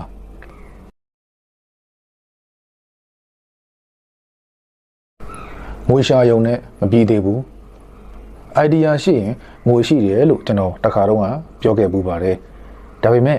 idea တစ်ခုတည်းနဲ့ငွေရှိနေုံနဲ့လည်းမပြီးသေးဘူးဒီ idea နဲ့ငွေကြေးရဖို့စီးပွားရေးလုပ်ဖို့ကြိုးစားနေတဲ့အချိန်မှာလိုက်နာကျင့်သုံးရမယ်စီကံနီလန်းလေးတွေကိုလည်းကျွန်တော်ဝေမျှပေးခြင်းသေးတယ်ဆက်ပြီးတော့နောက်ထောင်ပါဦးနံပါတ်1ကျောင်းသားတစ်ယောက်လိုမျိုးအမြဲတမ်းသင်ယူနေပါကိုယ့်ရဲ့အသက်အရွယ်ကအသက်30ကျော်ပြီဆိုတာနဲ့ကိုယ့်ရဲ့အသက်မွေးဝမ်းကြောင်းအတွက်အလေးထားရတော့မှာပဲဖြစ်တယ်အရာရာတိုင်းမှာသင်ယူစရာတွေအများကြီးရှိတယ်ကျောင်းကန်းထက်ကစာသင်ပုံးရှိမှထိုင်နေမှသင်ယူရတာမဟုတ်ဘူးကျောင်းကဆရာလိုပဲဘဝဆိုတဲ့ဆရာကမင်းကိုလက်တွေ့ကြကြသင်ပေးလိမ့်မယ်ဘယ်သူမှမင်းခွင့်ပြုချက်မပါဘဲနဲ့မင်းရဲ့ဘဝကိုလာရောက်ဖျက်ဆီးယူလို့မရဘူးအရာအလုံးကမင်းလက်ထဲမှာပဲရှိတယ်ဒါကြောင့်မို့သူများထက်နှတ်တပြားတာခြင်းနေဆိုရင်သူများမလှုပ်ချင်တဲ့အရာတွေကိုလှုပ်ရမယ်သင်ယူရမယ်လေ့လာရမယ်နံပါတ်1စွမ်းစမ်းတမန်အလုပ်ကြိုးစားပါကိုဒီထက်ပိုပြီးတော့မြင့်ကျင်တယ်ပိုပြီးတော့ချမ်းသာခြင်းတယ်ပိုတိုးတက်ခြင်းတယ်ဆိုရင်ဒီလိုကောင်းမွန်တဲ့အရာတွေကဘယ်တော့မှတက်တောင်တက်တာရှိတဲ့နေရာကနေမလာဘူးမင်းမလှုပ်ချင်ဆုံးအရာမှာပဲရှိနေတတ်တယ်ဘယ်သူကမှမင်းကိုဂရုစိုက်မနေနိုင်ပါဘူးအရာအလုံးဟာကိုယ့်ရဲ့လက်ထဲမှာရှိနေတယ်ဒါကြောင့်ကိုလှုပ်တဲ့အရာကိုချစ်တတ်အောင်လုပ်ရမယ်စူးစမ်းသင်ယူရမယ်စွန့်စွန့်တမန်လှုပ်ဆောင်ရမယ်3လူကောင်းတွေနဲ့အလုပ်လုပ်ပါလူကောင်းဆိုတာမင်းဘဝကိုမြင့်တင်ပေးမယ်လူတွေနဲ့ပဲလက်တွဲပါမင်းကိုသင်ခန်းစာကောင်းကောင်းပေးမယ်ပတ်ဝန်းကျင်မှာနေပြီးတော့သူတို့အမားစီကနေသင်ယူပါလေ့လာပါလူဆိုတာကိုခံစားရတဲ့အရာမှန်သမျှကိုလူတိုင်းခံစားဘူးတယ်မင်းတယောက်တည်းကိုပဲကွက်ပြီးတော့ဒုက္ခတွေတလဟောပေးနေခြင်းမဟုတ်ဘူးအဲ့တော့စိတ်ဓာတ်မချနဲ့ကိုဘယ်တော့မှမညာမိစေနဲ့ညာမိတဲ့တနေ့ဒုက္ခလှက်လာလေးတွေကိုပွေဖက်နေရလိမ့်မယ်ဒါဟာထောင်ချောက်ပဲနံပါတ်4အကြံဉာဏ်ထောင်းပါဒီနေရာမှာအောင်မြင်တဲ့သူနဲ့ရှုံးနေနေတဲ့သူနဲ့ကွဲပြားသွားစေတဲ့အချက်အောင်မြင်တဲ့သူတိုင်းကိုကြည့်လိုက်သူတို့ကိုသူတို့နေရာတကာဆရာလိုက်လုံနေလား no သူတို့အမြဲတမ်းတင်ယူစီးပူးတဲ့သူတွေပဲဖြစ်တယ်အမြဲတမ်းကိုထက်သားတဲ့သူတွေစီကိုချီးကပ်ပြီးတော့အကြံတောင်းလို့ရှိတယ်ဒါကြောင့်မို့လို့သူတို့ဘဝကလူတကာအားချရတဲ့သူတွေဖြစ်နေတာကိုပဲကြည့်လိုက်ပါငါအချိန်မဆွဲနဲ့ဒီအချက်ကတော်တော်ကိုပြင်ဆင်ယူရအောင်မဲ့အချက်အရန်လက်ခတ်တယ်တခုခုဆိုရင်ခဏနေမှလုံမယ်ဒီလိုမျိုးတွေးတဲ့လူတွေတပုံတစ်ခေါင်းကြီးပဲခတ်တာကိုဒီအချင်းကိုဖျောက်နိုင်တဲ့သူမှန်သမျှကဘဝမှာ80ရာခိုင်နှုန်းအောင်မြင်ပြီးသားသူတွေပဲဖြစ်တယ်ဒီအချင်းကိုဖျောက်ပစ်ဖို့ကြိုးစားအားထုတ်ရမယ်6မလိုအပ်တာတွေညင်းပယ်တက်အောင်တင်ယူပါ